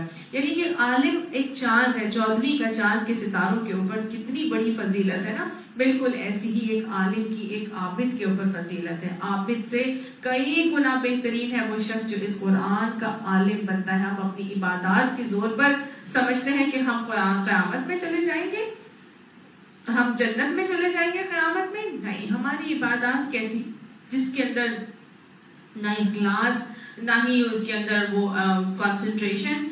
کوئی نماز بھی تو ایسی نہیں جس کے اندر ہمیں دنیا کا خیال نہ آتا ہو. اللہ ہمیں معاف فرمائے، اللہم عاصبنا حسابا یسیرا، لیکن یہ اللہ کی رحمت ہے، اور اللہ کی رحمت کن کو ملے گی؟ ان کو ملے گی جو اس قرآن سے ایسوسیٹڈ ہوں گے، جو اس قرآن کو اپنے لیے شفا بنا کے چلنے والے ہوں گے، جو قرآن کو اپنے لیے نصیحت حاصل کرنے کا ذریعہ بنا کے چلنے والے ہوں گے، اس سے ہدایت لے کے چلنے والے ہوں گے، تو وہی اللہ کی رحمت کے حقدار ہوں گے۔ اللہ ہمیں ان میں شامل فرما دینا۔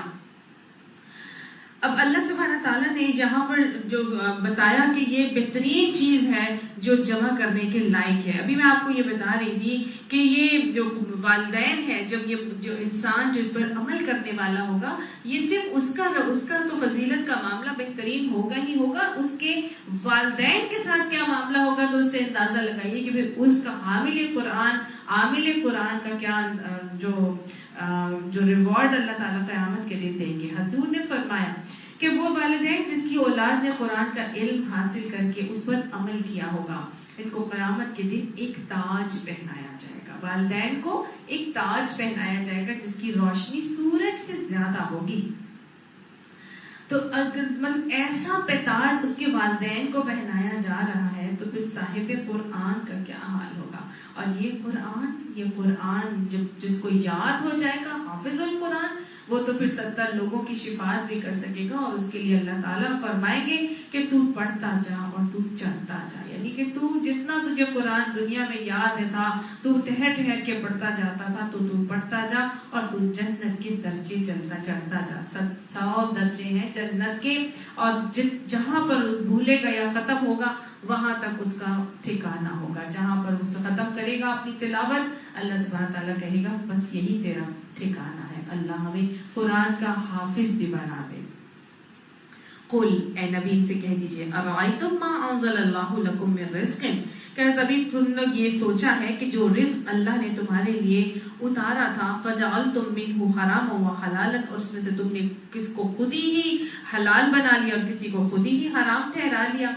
مشرکین مکہ میں یہ عمل کرتے تھے کہ وہ خود ہی جو ہے وہ حام، وسیلہ، صاحبہ، ان کو کیا کرتے تھے، ان کے مختلف دودھ کو حرام کر لیا تھا۔ بچہ جو اندر پیدا ہوتا، اندر یعنی پریگننٹ ہوتی تھی کوئی مویشی ان کا، اور اس کے اندر جو بچہ ہوتا تھا وہ کہتے تھے ہمارے مرد تو کھا سکتے ہیں، عورتیں نہیں کھا سکتی۔ خود سے خود انہوں نے جھوٹ حرام اور حلال کے حوالے سے گھڑ لیے تھے۔ تو آج بھی ہمارے اندر کنڈوں میں اسی طرح کا معاملہ کیا جاتا ہے کہ جی مرد نہیں کھا سکتے، یا فلاں دنوں کا دودھ جو ہے وہ مردوں کے لیے تو جائز ہے لیکن عورتیں نہیں پی سکتی۔ کچھ لوگ کہتے ہیں اور فلاں چیز عورتیں نہیں کھا سکتی، عورتیں کھا سکتی ہیں، مرد نہیں کھا سکتے۔ تو اللہ نے تو جو چیزیں حلال کی ہیں وہ کوئی بھی اپنے اوپر حرام نہیں کر سکتا، لیکن اللہ نے کہا کہ تم نے اللہ کے رزق کو خود ہی اپنی طرف سے حلال اور حلال کر لیا ہے۔ ان سے پوچھو، قل اللہ اذن لکم، کیا اللہ نے تم کو اس کی اجازت دی تھی؟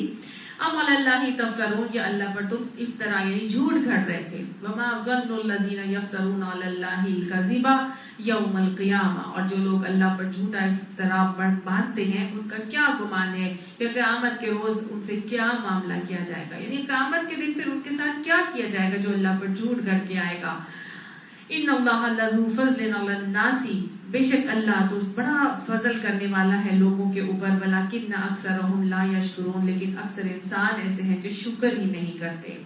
وما تکون فی شأن، اور جو تم ہوتے ہو بیچ کسی حال میں، یعنی اب نبی صلی اللہ علیہ وآلہ وسلم کو اب تسلی دی جا رہی ہے۔ پچھلے 6 رکوعات میں عقیدہ مختلف عقائد کو راسخ کیا اور مختلف تفاصیل، ان کے تذکرے سب کچھ کیا، مستقبل کا رویہ بھی بتایا گیا، انجام بھی دکھایا گیا، سب کچھ اللہ نے وہاں پر بتایا۔ اب اثرات اگر مرتب نہیں ہو رہے، مشرکین مان کر نہیں دے رہے، قرآن پڑھانے والے بتائے جا رہے ہیں لیکن نہ ماننے والے ضد و ڈٹائی سے جمے ہوئے ہیں، اڑے ہوئے ہیں، نہیں مان کر دے رہے، تو اللہ سبحانہ تعالیٰ نے اب آگے تسلی دی اور اللہ نے آگے تشفی دے دی اور بتا دیا کہ اے نبی صلی اللہ علیہ وآلہ وسلم، ہر داعی قرآن کو بھی اللہ تعالیٰ کے ان آیات کے اندر تسلی دی گئی ہے، تشفی دی گئی ہے کہ اگر اثرات مرتب نہیں ہو رہے تو فکر نہ کرو، بد دل نہ ہو، غمگین نہ ہو، کم ہمت مت ہو، بے صبر مت ہو جاؤ،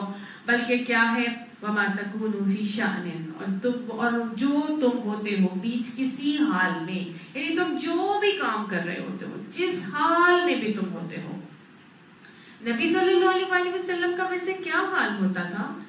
آپ صلی اللہ علیہ وسلم کا تو حال یہ ہوتا تھا کہ جس کو میں قرآن میں آتا ہے لعلک باخع نفسک، آپ اپنی جان کو ہلاک ہی کر دیں گے. اتنی تکلیف ہوتی تھی آپ صلی اللہ علیہ وسلم کو، شدت سے اس کا ملال ہوتا تھا کہ لوگ مان کیوں نہیں رہے. قرآن میں 12 ہم آگے پڑھیں گے، اللہ نے کہا کہ آپ تو اس غم میں اپنی جان ہی ہلاک کر دیں گے کہ یہ لوگ ایمان نہیں لے کر آ رہے.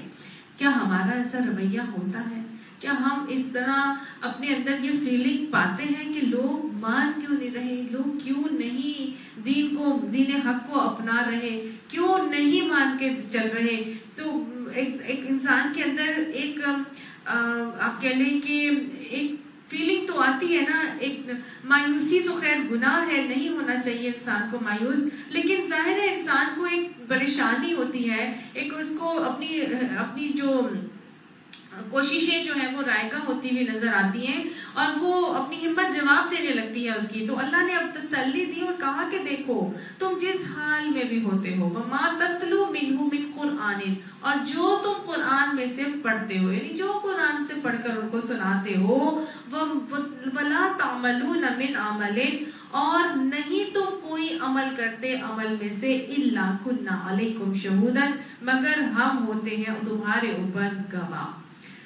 استفیضون فیہ، جب تم اس کے اندر دوڑ دھوپ کر رہے ہوتے ہو، یعنی جو بھی تم کچھ کر رہے ہوتے ہو، تم جو سناتے ہو، جو عمل کر رہے ہوتے ہو، جس حال میں بھی تم ہوتے ہو، جس کیفیت میں تم مبتلا ہوتے ہو، ہم تمہاری ہر چیز کو دیکھ رہے ہوتے ہیں. اللہ نے بتا دیا، اللہ نے کہا تمہارا قرآن کو پڑھنا بھی ہماری نظر میں ہے، تمہارے اپنے اعمال بھی ہماری نظر میں ہے، تم جن کیفیات میں مبتلا ہو کر اپنی دین کی دعوت کا کام کر رہے ہو، ہم وہ بھی دیکھ رہے ہیں. اس وقت بھی اللہ مجھے اور آپ کو دیکھ رہا ہے. ہماری طلب کتنی ہے، ہماری تڑپ کتنی ہے، ہمارے اپنے رویے کیسے ہیں، ہمارا لِمَ تَقُولُونَ مَا لَا تَفْعَلُونَ کا معاملہ تو نہیں ہے. اللہ نے ہر چیز کو دیکھنی ہے، کتنی اخلاص ہے، کتنی ریا اس کے اندر ہے.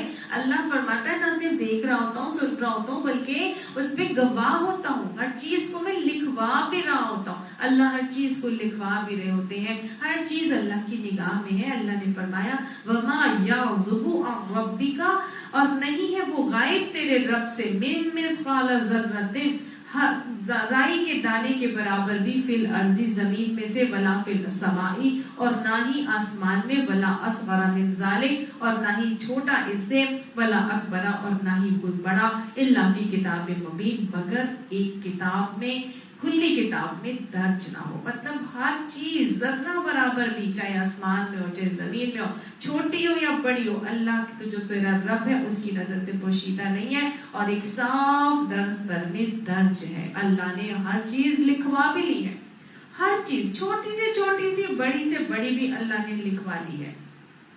اب جب ہم ہر چیز کر رہے ہیں، اللہ کی نگاہ میں بھی ہے، جو بول رہے ہیں اللہ کی نگاہ میں بھی ہے، اللہ کی سنوائی میں بھی ہے، اللہ نے اس کو لکھوا بھی لیا ہے، ہر چیز، چاہے چھوٹے سے چھوٹا عمل بھی ہے. تو پھر ہمیں کرنا کیا چاہیے؟ ہمیں دنیا کی دوڑ میں بھاگنا چاہیے یا اللہ ہی کی طرف آ جانا چاہیے؟ اللہ نے کہا اللہ مجھ سے دوستی کر لو، مجھ سے دوستی کر لو، میرے دوست بن جاؤ. کیوں؟ الا ان اولیاء اللہ لا خوف علیہم ولا هم یحزنون، بے شک جو اللہ کے ولی ہوں گے ان کے لیے نہ کوئی خوف ہوگا اور نہ ہی وہ غمگین ہوں گے. اللہ ہمیں اپنا ولی بنا لے، اللہ ہمیں اپنا دوست بنا لے. پیچھے ہم نے پڑھا تھا اللہ کن کا دوست بنتا ہے؟ اللہ ولی الذین آمنوا، اللہ ان کا دوست بنتا ہے جو اللہ پر ایمان لاتے ہیں. یہاں اللہ نے بتایا الا ان اولیاء اللہ، اللہ کے ولی وہ ہوتے ہیں جن کے لیے اللہ نے اب آگے رویہ اور طریقہ بتایا کہ الذین آمنوا وکانوا یتقون، جو ایمان لاتے ہیں اور ایمان لانے کے بعد رویہ کیا اپناتے ہیں؟ بچ بچ کے چلتے ہیں، متقی بن کے، ایک ایک قدم پھونک پھونک کر اٹھاتے ہیں ان کو معلوم ہوتا ہے کہ اللہ انہیں دیکھ رہا ہے. خوف اور امید کے درمیان اپنے اعمال کر رہے ہوتے ہیں, اعمال صالحہ کے اوپر جھک جاتے ہیں. تو گویا یہاں دوسرا رویہ بتایا جا رہا ہے, اللہ کو اپنا ولی اور دوست بنانے کے لیے وہ کیا کر رہے ہیں, ایمان لانے کے بعد تقویٰ کی روش اختیار کر کے چل رہے ہیں. تو جب ایسا معاملہ کوئی بچ کے خوف زدہ ہو کر اللہ سے خوف کے ساتھ زندگی گزارے گا, تو ایسے ہی لوگ وہ ہوں گے کہ جن کے لیے اس حدیث میں اللہ کے نبی نے فرما دیا تھا کہ اللہ سبحانہ تعالیٰ قیامت 2 خوف اور 2 بے خوفیاں جمع نہیں کرتا. جو دنیا میں خوف زدہ رہ کر زندگی گزارے گا وہ قیامت کے دن بے خوف کر دیا جائے گا, اور جو دنیا میں بے خوف زندگی گزارے گا اللہ سبحانہ تعالیٰ قیامت کے دن اس کو خوف زدہ کر دیں گے. تو جب دنیا میں خوف زدہ رہ کے اللہ سے ڈر کر بچ کر گناہوں سے بچ کر اللہ کی ناراضگی سے بچ کر زندگی گزاریں گے, اس خوف کے ساتھ زندگی گزاریں گے, تو یہی وہ لوگ ہیں جن کے لیے اللہ نے وعدہ کر دیا لا خوف علیہم ولا هم یحزنون, ان کے لیے قیامت کے دن کوئی خوف نہیں ہوگا اور نہ ہی وہ غمگین ہوں گے. اللہ یہ وعدہ ہمارے حق میں بھی پورا فرما دے. اللہ ہمیں ایمان لانے کے بعد اعمال صالحہ کی توفیق نصیب فرما. اللہ اپنی محبت عطا فرما. اللہم انا نسألک حبک وحب من یحبک والعمل الذی یبلغنی حبک. اللہ جو عمل کرتے ہیں ان پر ثابت قدمی بھی عطا فرما. اللہ اپنی ولایت ہمیں نصیب فرما دے. یہ وہ لوگ ہیں جن کو اللہ نے فرمایا قیامت کے دن ان کو کوئی خوف نہیں ہوگا, نہ غمگین ہوں گے. کیوں غمگین نہیں ہوں گے؟ کیونکہ لہم البشریٰ فی الحیات الدنیا, ان کے لیے تو دنیا میں بھی اللہ نے بشارتیں خوشخبریاں رکھ دی ہیں, وفی الآخرہ, اور آخرت میں بھی ان کے لیے جنت کی خوشخبریاں ہی خوشخبریاں ہیں. ایمان لانے والے جب ثابت قدمی سے جم جاتے ہیں تو پھر دنیا میں بھی اللہ کی طرف سے ان کو خوشخبریاں دی گئی ہیں. یہ نہ سمجھے کہ دنیا میں خوشخبری نہیں ہوگی. سب سے پہلے تو سکینے نازل ہو جاتے ہیں ان کے دلوں میں, پھر خود ان کے لیے ان الذین قالوا ربنا اللہ ثم استقاموا تتنزل علیہم الملائکہ, وہ جو کہتے ہیں کہ ہمارا رب اللہ ہے اور اس پہ جم جاتے ہیں تو اللہ ان کے اوپر فرشتے نازل کرتے ہیں, اور پھر وہ کیا کہتے ہیں, لا تخافوا ولا تحزنوا ابشروا بالجنہ التی کنتم توعدون. وہ کہتے ہیں تمہارے لیے نہ غم کرو نہ خوف کرو, سکینے نازل کر دیتے ہیں اور کہتے ہیں تمہیں جنت کی بشارت ہے اور تم جو وہ جنت جس کا تم سے وعدہ کیا گیا ہے. تو دنیا میں بھی ایسے لوگوں کو سکینے نازل ہو جاتے ہیں, وہ جو ولی اللہ بن جاتے ہیں, وہ جو نیکی پہ قائم ہو جاتے ہیں, ثابت قدمی سے جم جاتے ہیں, ڈٹ جاتے ہیں اور اللہ کو ناراض نہیں کرنا چاہتے کسی بھی حال میں. اللہ سبحانہ تعالیٰ ان کو دنیا میں بھی بشارتیں دے دیتا ہے اور دنیا میں بھی ان کو سکینے نازل ہوتے ہیں اور سکون سے وہ رہتے ہیں, اور آخرت میں بھی ان کے لیے ہی بہترین معاملات ہوں گے. اللہ نے فرمایا لا تبدیل لکلمات اللہ, اللہ کی باتوں کو کوئی بدل نہیں سکتا. لا ذالک هو الفوز العظیم, اور یہ عظیم الشان کامیابی ہے. اللہ سبحانہ تعالیٰ یہ عظیم الشان کامیابیاں ہمیں بھی عطا فرما. ولا يحزنک قولهم, اور آپ کو ان کی باتیں تکلیف نہ دیں, رنجیدہ نہ کریں. یعنی کہ جو کہتا ہے کہنے دو, جو آپ کو برا بھلا کہتا ہے ان کو کہنے دو. یاد رکھیے گا یہ بات کہ یہ اللہ کا قانون ہے کہ جو ذلیل کرتا ہے نا وہ خود بھی ذلیل ہو کے رہتا ہے. قرآن میں اللہ نے ہمیں بتا دیا ہے کس طرح سے مشرکین مکہ نبی اکرم صلی اللہ علیہ وسلم کو ہر طرح سے ذلیل کرنے کا معاملہ کرتے تھے. کتنے اعتراضات تھے نا جو انہوں نے نبی صلی اللہ علیہ وسلم کے اوپر لگائے تھے, ساحر, مجنون, شاعر, کہاں, دیوانہ, پتہ نہیں کیا کیا, بہت ساری چیزیں. لیکن ہوا کیا, آخرکار وہ خود ہی مغلوب ہوئے, اور فتح مکہ پہ ان کا حال کیا ہوا اب ہم انشاءاللہ اس کو پڑھیں گے. سب کے سب جو ہے وہ شرمندہ ہو کے اسلام قبول کرتے ہیں.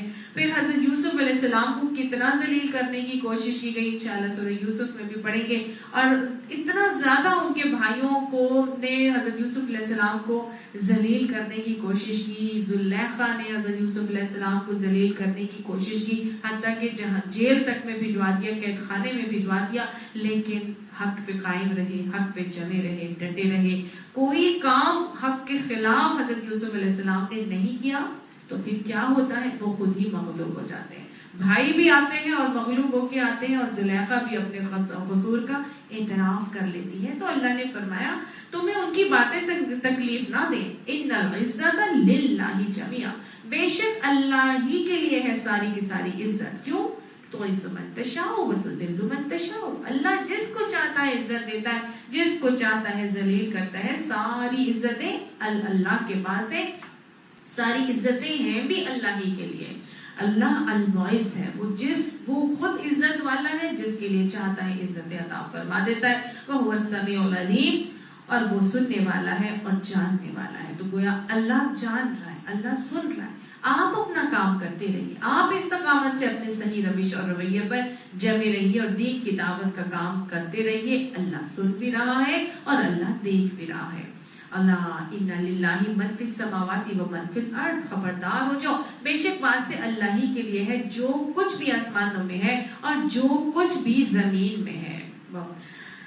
تو اللہ نے یہاں پر پھر وہی بات بتائی جو پیچھے ابھی ہم نے پڑھی کہ لہو پیچھے پڑھی تھی آیت نمبر 55 کے اندر کہ الا ان للہ ما فی السماوات والارض, اور یہاں بھی اللہ نے کہا الا ان للہ من فی السماوات و من فی الارض, یعنی ما فی السماوات جو بھی آسمانوں میں ہے اور جو بھی زمین میں ہے. یہاں بھی وہی بتایا جا رہا ہے جب ہر چیز جو بس رہا ہے, آسمانوں میں بس رہا ہے, زمین میں بس رہا ہے, کہ ہر چیز وہ اللہ کے لیے ہے, تو پھر اپنا اپنا محاسبہ کر کے ہمیشہ یہ سوچا کریں, جب بھی یہ آیت آئے تو ہمیشہ یہ سوچا کریں کہ جب ہر چیز اللہ کے لیے ہے, ہر چیز اللہ کی ہے, تو پھر میں کس کی ہوں؟ میں بھی پھر اللہ کے لیے ہوں. میرے پاس جو ہے وہ کس کا ہے؟ وہ بھی پھر اللہ ہی کا ہے, میرا نہیں ہے. تو جب ہر چیز اللہ کی ہے, اللہ کے لیے ہے, تو پھر اللہ کی ہے, تو پھر مانگی کس سے جائے گی؟ اللہ سے مانگی جائے گی نا. حاجت روائی اللہ ہی سے کی جائے گی, مانگنی اللہ سے ہے. اور جب اللہ آپ کو دے دے تو اللہ ہی کی ہے, اس میں کسی قسم کا فخر, تکبر, گھمنڈ اور غرور تو کرنا ہی نہیں چاہیے. اللہ کی دی, اللہ نے دی ہے, تو پھر کیا کرنا ہے؟ ذکر بھی اسی کا کرنا ہے اور شکر بھی اسی کا کرنا ہے. اللہ ہمیں ذکر ذاکر بھی بنائے, شاکر بھی بنائے, اور تکبر کو ہمارے اندر سے نکال دے. اور پھر جب جس کی چیز ہوتی ہے, پھر ظاہر ہے جس کی چیز ہے اسی کی مرضی کے مطابق استعمال کی جائے گی. ظاہر ہے جس کی وہ چیز ہوتی ہے, آپ کسی سے وہ چیز لیتے ہیں تو وہ اپنی چیز کے بارے میں آپ کو بتاتا ہے کہ بھئی یہ میری چیز ہے, اس کو اس طرح سے استعمال کرنا, تو پھر اس کی لائف رہے گی, نہیں تو یہ خراب ہو جائے گی. تو جس کی چیز ہوتی ہے پھر اس کی مرضی کے مطابق استعمال کی جاتی ہے. تو جب ہر چیز اللہ کی ہے, اگر میرے پاس اللہ نے کچھ قوتیں دے دی ہیں, اللہم انی اعوذ بک من زوال نعمتک, اللہ نے جتنی نعمتیں آج مجھے اور آپ کو عطا فرما دی ہیں, اللہم حسبنا حسابا یسیرا, اللہ ان کا آسان بھی حساب لے, لیکن مجھے اور آپ کو ان تمام نعمتوں کو پھر استعمال کس طرح کرنا ہے؟ اپنی مرضی کے مطابق نہیں, ان کو استعمال کرنا ہے اللہ کی مرضی کے مطابق, اس کے بتائے ہوئے طریقے کے مطابق, اس کی رضا کو حاصل کرنے کے لیے اور اس کے کلمے کو بلند کرنے کے لیے اور خدمت خلق کے لیے ان نعمتوں کو استعمال کرنا ہے. جب بھی یہ آیت پڑھیں ہمیشہ یہ ساری باتیں سوچا کریں. اب اللہ نے بتایا کہ وَمَا يَتَّبِعُ الَّذِينَ يَدْعُونَ مِن دُونِ اللَّهِ شُرَكَاءَ, اور جو لوگ کیا کر رہے ہیں, اللہ کے سوا کچھ اپنے ہی خود ساختہ شریکوں کو پکار رہے ہیں. وہ کیوں پکار رہے ہیں؟ إِن يَتَّبِعُونَ إِلَّا الظَّنَّ, نہیں وہ پیروی کر رہے مگر گمان کی, وَإِنْ هُمْ إِلَّا يَخْرُصُونَ, اور نہیں ہے وہ مگر تیر تکے چلاتے ہیں. مطلب اللہ کے علاوہ مختلف شریکوں کو خود ساختہ شریک بنا لیا ہے, ان کو ہی پکارتے ہیں. اتنی ساری چیزوں کے باوجود جو اللہ نے بتایا کہ جب ہر چیز اللہ کے ہیں, اللہ کے مملوک ہے, لیکن اس کے باوجود بھی کچھ لوگ اللہ کے علاوہ دوسرے شریکوں کو پکارتے ہیں. یہ صرف ان کی کام خیالیاں ہیں, ان کے محض گمان ہیں, تیر تکے ہیں, جن کے اوپر وہ اپنی زندگیوں کو چلا رہے ہیں. دیکھو وہ رب اللہ پھر اپنا تعارف کروا کے اپنی ایک نعمت کا تذکرہ کر کے ایک نشانی بتا رہا ہے کہ بہو الذی جعل لکم اللیل, وہ ذات ایسی ہے جس نے بنائی واسطے تمہارے رات. اللہ نے رات بنائی, کیوں بنائی؟ لتسکنوا فیہ, تاکہ تم اس کے اندر سکون حاصل کرو. والنہار مبصرا, اور دن کو دیکھنے والا بنایا. ان فی ذلک لآیات لقوم یسمعون, بے شک بیچ اس کے البتہ نشانیاں ہیں واسطے اس قوم کے جو سننے والی ہے. یعنی کہ اللہ نے رات اور دن کو یعنی کیا بتایا؟ نشانیاں بنا دیا. اللہ ہمیں اپنی پہچان عطا فرمائے. کیسے اللہ نے بتایا نا، دیکھو رات کو میں نے کیا بنایا، تمہارے لیے سکون بنایا. کتنے خوبصورت طریقے سے اللہ سبحانہ تعالیٰ نے، واقعی ہم اگر غور کریں تو رات کو اللہ نے سکون کا ایک ذریعہ بھی بنایا، سکون والا بھی بنایا. دن کی نہارا مبصرہ، یعنی دن کو تو اللہ نے روشن بنایا ہے، دیکھنے والا بنایا. ہر چیز سورج نکلتا ہے اور ہر چیز جو ہے وہ روشن ہو جاتی ہے.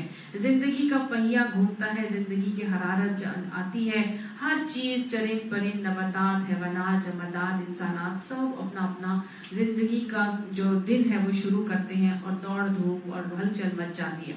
لیکن کیا ہوتا ہے جب سورج غروب ہوتا ہے، سورج چلا جاتا ہے تو رات آ جاتی ہے. اور رات جب آتی ہے تو ایک اندھیرے کی چادر آتی ہے.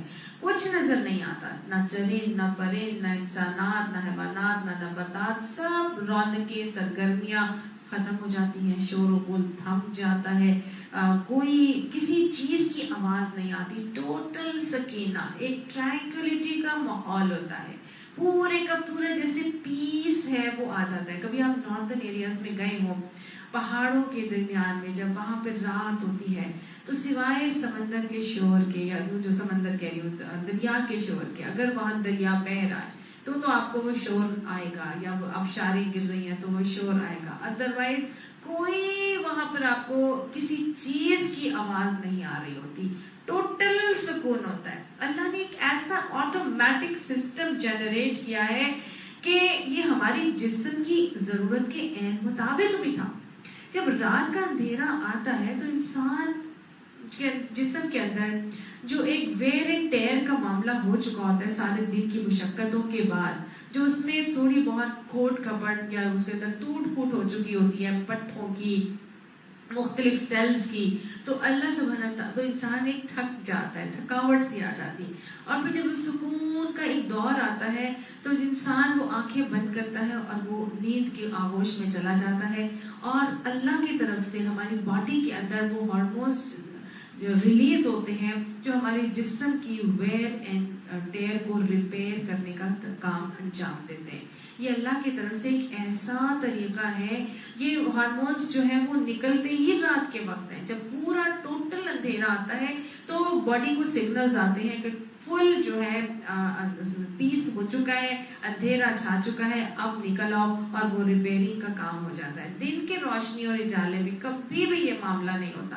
لیکن آج ہمارا حال بالکل الٹا ہے. ہم راتوں کو جاگتے ہیں اور دنوں کو سوتے ہیں. تبھی تو آج میجورٹی ڈپریشنز کا جو ہے وہ پیشنٹس بنتی جا رہی ہے. سکون ہماری زندگیوں سے نکلتا جا رہا ہے، نیندیں نہیں آتی.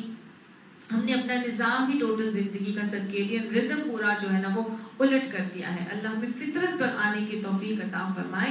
آج ہماری یوتھ بیسیکلی امیونٹی سے اس لیے بھی کمزور ہے کیونکہ وہ راتوں کو سوتے نہیں ہیں، اور امیون سسٹم ہمارا بیسیکلی بہت اسٹرانگ ہو جاتا ہے اور ہم اگلی صبح تر و تازہ ہو کر نیکسٹ ڈے کو کام کرنے کے قابل بن جاتے ہیں. کیا خوبصورت اللہ کا قانون ہے جو اللہ نے میرے اور آپ کے لیے بنایا. لیکن اللہ فرماتا ہے اس میں نشانیاں ہیں اس قوم کے لیے جو سننے والی. اللہ ہمیں ان سے نشانی حاصل کرنے کی توفیق عطا فرما.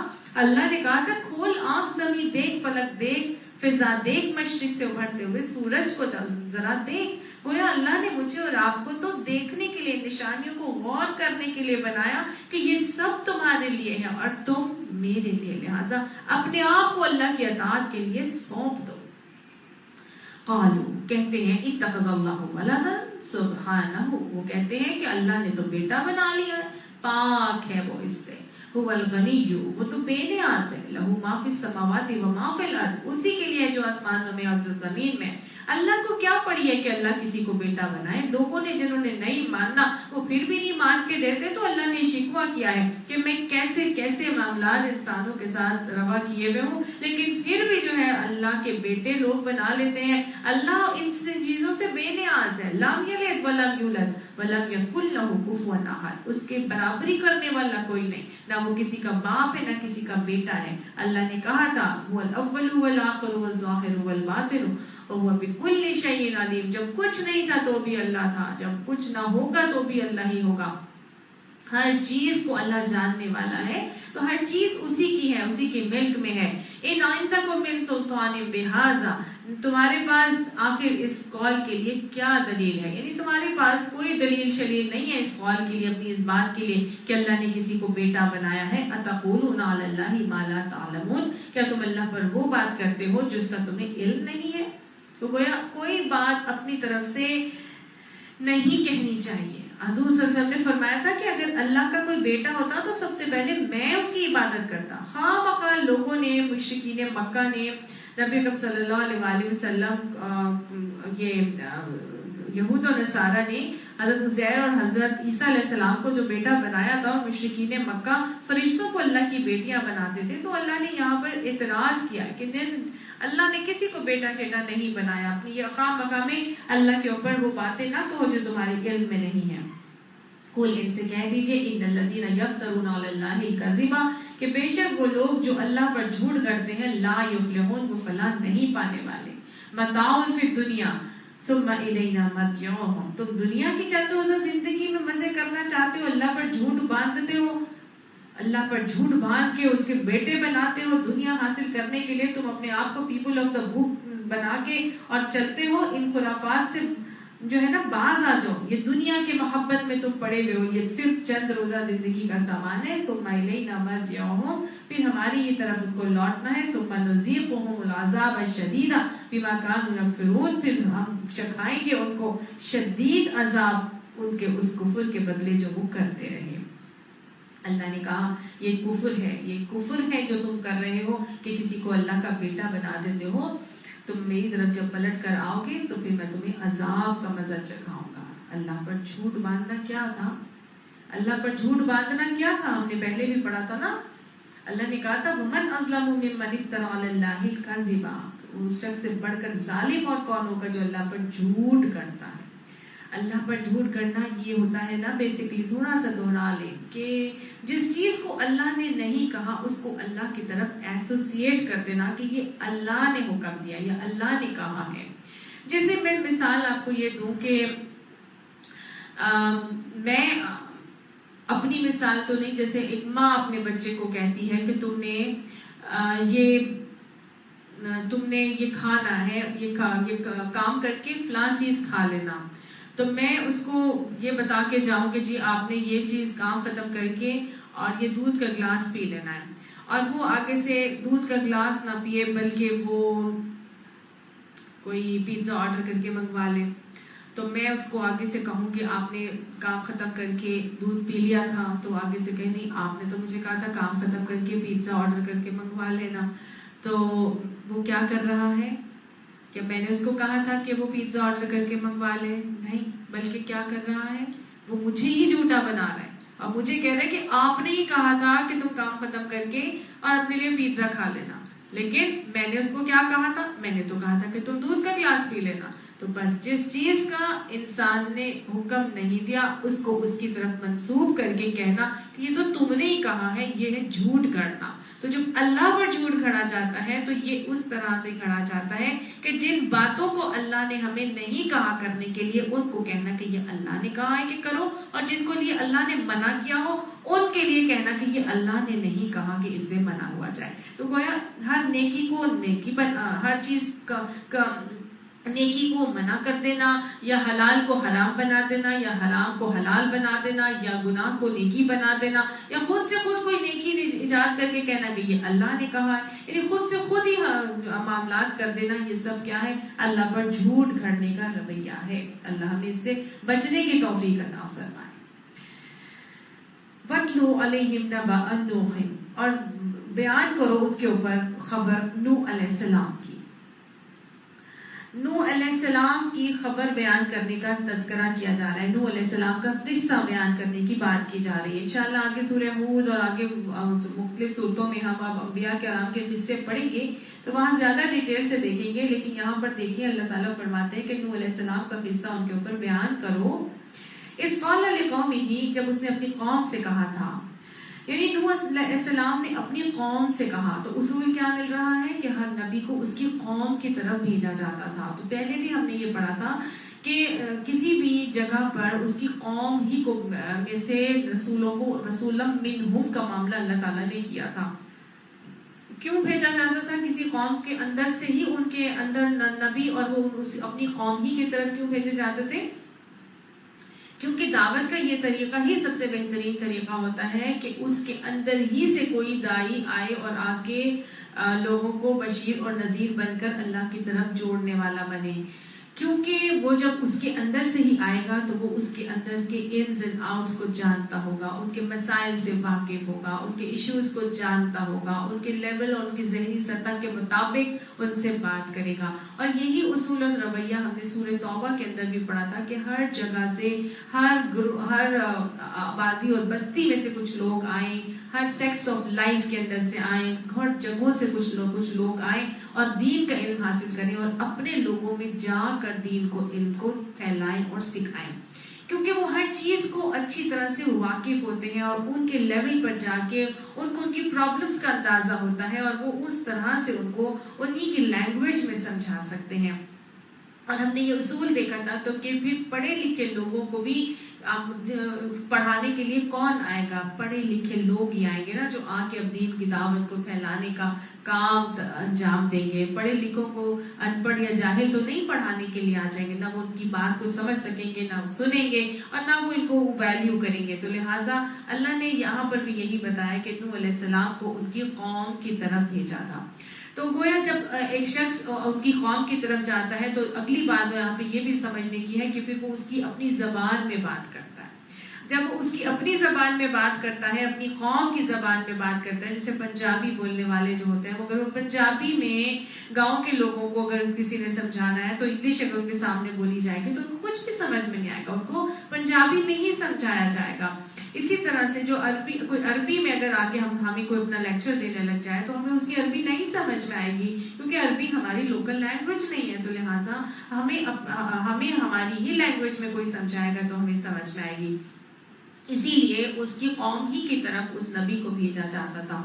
یا قومی، انہوں نے کیا کہا؟ اے میری قوم. گویا بڑا محبت کا ایک انداز اور طریقہ سمجھ میں آ رہا ہے کہ جب بھی داعی ہے، اگر قرآن کی طرف دعوت دینے والا ہے، وہ محبت اور خیر خواہی سے جب دعوت دے گا. یا قومی کہنے کا مطلب کہ میری قوم، یعنی وہ یہ نہیں کہہ رہا اے قوم، اے منافقوں، اے ظالموں، اے کافروں، اس طرح کر کے نہیں مخاطب کیا جا رہا. ایک محبت اور خیر خواہی کے انداز سے جب دعوت دی جاتی ہے تو وہ دعوت میں تاثیر بھی آتی ہے اور اس میں اخلاص بھی ہوتا ہے اور اس سے پھر لوگ جو ہے وہ اس کی طرف مائل اور قائل بھی ہوتے ہیں.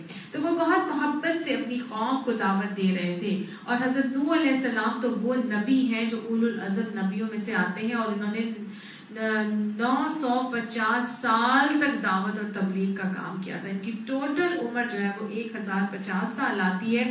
650 سال انہوں نے دعوت دی تھی طوفان نوح سے پہلے. اتنی اولو العزم نبی نے 650 سال تک ایسی قوم کو دعوت دی تھی کہ ان کی دعوت دینے کا تو طریقہ پورا سورہ نوح کے اندر بتایا گیا. کس طرح سے انہوں نے دعوت دی. لیلا و نہارا، صبح شام، اونچے ہانکے پکارے، ان کو آرام سے ان کو چپکے ہر طریقے سے انہوں نے دعوت دے دی تھی. بہت محبت اور خیر خواہی کے ساتھ انہوں نے دعوت دی تھی. اور یہ کیا کہا؟ یہاں پر دعوت کا ایک طریقہ بتایا جا رہا ہے کہ ان کا نہ کبور علیکم مقامی، لیکن ہوا یہ تھا کہ کوئی ان کی دعوت پر ایمان نہیں لے کر آ رہا تھا سوائے 40 لوگوں کے، کوئی ایمان نہیں لایا تھا. تو یہی بتایا کہ اگر ہے بڑی بات تمہارے اوپر میرا کھڑا ہونا، یعنی میرا یہاں پر ٹھہرنا، میرا کھڑا ہونا و تذکیری اور میرا نصیحت کرنا تمہارے لیے کوئی بہت ہی بڑی بات ہو گئی ہے. بآیات اللہ، جو اللہ کی آیات کے ساتھ میں کرتا ہوں. فعلی اللہ توکلت، بس میں تو پھر اللہ ہی پر توکل کرتا ہوں. فاجمعوا امرکم، تو اب تم جمع کرو اپنے جو اپنے معاملات ہیں، جو تمہارے معاملات ہیں ان کو جمع کر لو، وشرکاءکم، اور اپنے شریکوں کو بھی لے آؤ، ثم لا یکن امرکم، پھر نہیں وہ ہوگا معاملات تمہارے، علیکم تمہارے اوپر، غمتن شبہ میں، ثم قضوا الیہ، پھر تم پورا کرو میری طرف، ولا تنظرون، اور نہ تم ڈھیل دیے جاؤ، یعنی مجھے تنظرونی مطلب مجھے ڈھیل دو۔ گویا وہ یہ بتا رہے تھے، انہیں یہ کہہ رہے تھے کہ اگر میرا یہاں پر ٹھہرنا، میرا تمہیں نصیحت کرنا تمہارے لیے بہت ہی ناقابل برداشت ہو گیا ہے تو ٹھیک ہے، فعلی اللہ توکلت، تو میرا بھروسہ اللہ پر ہے، یعنی تم اگر نہیں ماننا چاہتے تو مت مانو، میں اللہ پر بھروسہ کرتا ہوں، میں اپنا کام کرتا رہوں گا، تم اپنے ٹھہرائے ہوئے شریکوں کو لے کر آ جاؤ اور ایک فیصلہ کر لو، اور جو بھی تمہارا منصوبہ ہوگا خوب سوچ سمجھ لو، اور اس کا کوئی پہلو بھی تمہارے آنکھوں سے پوشیدہ نہ رہے، اور پھر میرے خلاف اس کو عمل میں لے اور مجھے ہرگز مہلت نہ دو۔ فَإِن تَوَلَّيْتُمْ، بس اگر تم پھر جاؤ، فَمَا سَأَلْتُكُم مِّنْ أَجْرٍ، تو میں تم سے کوئی کسی اجر کا سوال نہیں کرتا، یعنی اگر تم نے میری نصیحت سے منہ موڑا تو میرا نقصان نہیں ہے، میں تم سے کوئی اجر نہیں مانگتا، ان اجریہ الا علی اللہ، میرا اجر تو اللہ ہی کے اوپر ہے، وہ امرت، اور مجھے حکم دیا گیا ہے، ان اکون من المسلمین، کہ میں مسلموں میں سے ہو جاؤں، میں فرما برداروں میں سے ہو جاؤں، یعنی کوئی مانے نہ مانے، اللہ نے مجھے یہ حکم دیا ہے کہ میں خود مان لوں، میں خود مسلم بن جاؤں۔ تو دائی کا کام کیا ہوتا ہے؟ دائی کا طریقہ یہ ہوتا ہے کہ سب سے پہلے وہ مسلم بنتا ہے، وہ اطاعت گزار فرما بردار ہوتا ہے، وہ دوسروں کو نہیں دیکھتا رہتا کہ دوسرے مانیں گے تو میں مانوں گا، دوسرے کریں گے تو میں کروں گا، نہیں، دائی سب سے پہلے مسلم فرما بردار خود بن کر دکھاتا ہے۔ اور پھر وَمَنْ أَحْسَنُ قَوْلًا مِّمَّنْ دَعَا إِلَى اللَّهِ وَقَالَ إِنَّنِي مِنَ الْمُسْلِمِينَ وَعَمِلَ صَالِحًا وَقَالَ إِنَّنِي مِنَ الْمُسْلِمِينَ۔ قرآن میں آتا ہے نا، اور اس شخص سے بڑھ کر اچھی بات کس کی ہوگی؟ جو اللہ کی طرف لوگوں کو بلائے اور نیک عمل کرے اور کہے کہ میں فرما برداروں میں سے ہوں۔ تو پھر دائی کا کام اور رویہ یہی ہوتا ہے کہ عمل صالح کرتا ہے، خود فرما بردار ہوتا ہے، اور لوگوں کو پھر اللہ کی طرف بلاتا ہے۔ تو یہی طریقہ اور رویہ حضرت نوح علیہ السلام کا بھی بتایا جا رہا ہے، انہوں نے پورے اخلاص کے ساتھ ایسا کیا۔ اور دائی کبھی بھی کسی سے کوئی ریوارڈ نہیں چاہتا، وہ کیا کہتا ہے؟ میں تم سے کسی قسم کا اجر کا طلبگار نہیں ہوں، یعنی نہ اس کو کوئی اپنی تعریف سننی ہے، نہ ان کو کوئی دنیاوی مال اسباب، کوئی عہدہ، کوئی اقتدار، کوئی ترقی چاہیے، یا کوئی اپنے تحفے تحائف چاہیے، کچھ نہیں چاہیے، وہ پورے خلوص سے اپنا کام کرتا ہے، کیونکہ اس کو معلوم ہوتا ہے نا کہ اللہ اس کو دیکھ رہا ہے۔ ابھی تو ہم نے پڑھا کہ نبی صلی اللہ علیہ وسلم نے کہا کو فرمایا اللہ تعالیٰ نے، تم جو بھی کرتے ہو تمہیں اللہ دیکھ رہا ہے، سن بھی رہا ہے، جو تم کر رہے ہو اللہ کی نگاہ میں، کچھ بھی پوشیدہ نہیں ہے۔ تو گویا جب اللہ کے ذمے ہے نا، پھر تو ہر چیز اللہ کے ذمے ہو گئی، وہ تو اللہ کی حاکمیت کو قائم کرنے کے لیے دین کی دعوت دیتا ہے، لوگوں کو اللہ کی طرف بلاتا ہے، اور اللہ سے اجر کا طالب ہوتا ہے، کیونکہ اللہ اس کے ہر عمل کو دیکھ بھی رہا ہوتا ہے، سن بھی رہا ہوتا ہے، خود اپنا رویہ وہ صحیح رکھتا ہے۔ یہی طریقہ حضرت نوح علیہ السلام کا بھی تھا، اور ان کو پورا اللہ کی ذات پہ بھروسہ ہے اور توکل ہے۔ انہوں نے کہہ دیا میں تو اپنا کام کرتا رہوں گا، اگر تمہیں برداشت نہیں ہوتا تو ٹھیک ہے، مت کرو برداشت، جو میرے خلاف تم لوگوں نے کرنا ہے کر لو، خود بھی کر لو، دوسروں کو بھی لے کے آ جاؤ، سب لوگ مل کے میرے خلاف جو جتھے بندیاں کرنا چاہتے ہو، جو منصوبے کرنے چاہتے ہو، ہر طرح کے پہلو سوچ لو، دیکھ لو، عمل میں بھی لے کے آ جاؤ، اور مہلت بھی مجھے مت دینا، لیکن یاد رکھنا میرا کوئی نقصان نہیں کر سکو گے، نقصان کس کا ہوگا؟ تمہارا ہی نقصان ہوگا، تمہارا ہی نقصان ہوگا، تمہیں ہی اس کا خمیازہ بھگتنا پڑے گا۔ گویا یہ طریقہ دعوت دینے کا یہاں لوگوں کو، دائی کو بتا دیا گیا حضرت نوح علیہ السلام کے رویے سے۔ اب کیا ہوا؟ حضرت نوح علیہ السلام نے ایسا کیا تو کیا ان کی قوم مان گئی تھی؟ نہیں، اللہ نے کہا فَكَذَّبُوهُ، بس انہوں نے اس کو جھٹلا دیا، اور ہمیشہ ایسا ہی ہوتا ہے، ہمیشہ ہمیشہ ایسا ہی ہوتا ہے، کچھ مانتے ہیں کچھ نہیں مانتے، اور وہ بیشتر لوگ ایسے ہی ہوتے ہیں جو مان کر نہیں دیتے اور جھٹلا دیتے ہیں. نبیوں کو جھٹلا دیتے تھے تو ہمارے ساتھ کیوں، ہماری دعوت کو لوگ کیسے مانیں گے؟ وہ بھی جھٹلا دیتے ہیں. کبھی بھی ہمت اور حوصلے کو ہارنا نہیں چاہیے، یہ تو انبیاء کا طریقہ ہے، ہمیں اس کے اوپر قائم رہنا چاہیے، ڈٹا رہنا چاہیے. انہوں نے جھٹلا دیا، نام مان کے دیا، صرف 40 لوگ ایمان لے کر آئے تھے. تو اللہ نے کیا کیا؟ فَنَجَّيْنَاهُ، اللہ نے پھر استقامت سے جمے اور ڈٹے رہنے والے اس اولو العزم نبی کو، جو ثابت قدمی سے صبر سے اپنے دعوت کے کام پر جمے ہوئے تھے، اللہ نے ان کو نجات دے دی. اللہ نے عذاب سے ان کو بچا لیا. وَمَن مَّعَهُ، صرف انہی کو نہیں بچایا تھا بلکہ جو ان کے ساتھی تھے، جو ایمان لائے تھے، ان کے ساتھی بن گئے تھے، ان کے اصحاب کو بھی اللہ نے بچا لیا تھا. اور ان کو 40 لوگ جو مسلمان ہوئے تھے ان کو بچا لیا گیا تھا. فل کی کس طرح بچایا تھا؟ کشتی کے اندر. اللہ نے ان کو کشتی کا بنانے کا ہنر سکھایا. اللہ نے مختلف انبیاء کو مختلف علوم سے نوازا. تو کشتی بنانے کا اس سے پہلے دنیا کے اندر ہنر نہیں تھا. اللہ تعالیٰ نے حضرت نوح علیہ السلام کو کشتی بنانے کا فن اور ہنر سکھایا. بالکل اسی طرح سلیمان علیہ السلام کے ہاتھوں پر جو ہے اللہ تعالیٰ نے تانبے کو نرم کیا، اور حضرت داؤد علیہ السلام کے ہاتھوں پر لوہا نرم کیا. زنہیں بنانے کا فن اور ہنر ان کو سکھایا تھا. اسی طرح اللہ سبحانہ تعالیٰ نے علوم اور فنون کو دنیا میں مختلف لوگوں کے ذہنوں میں ڈالنے کے بعد ان علوم کو دنیا میں عطا فرمایا.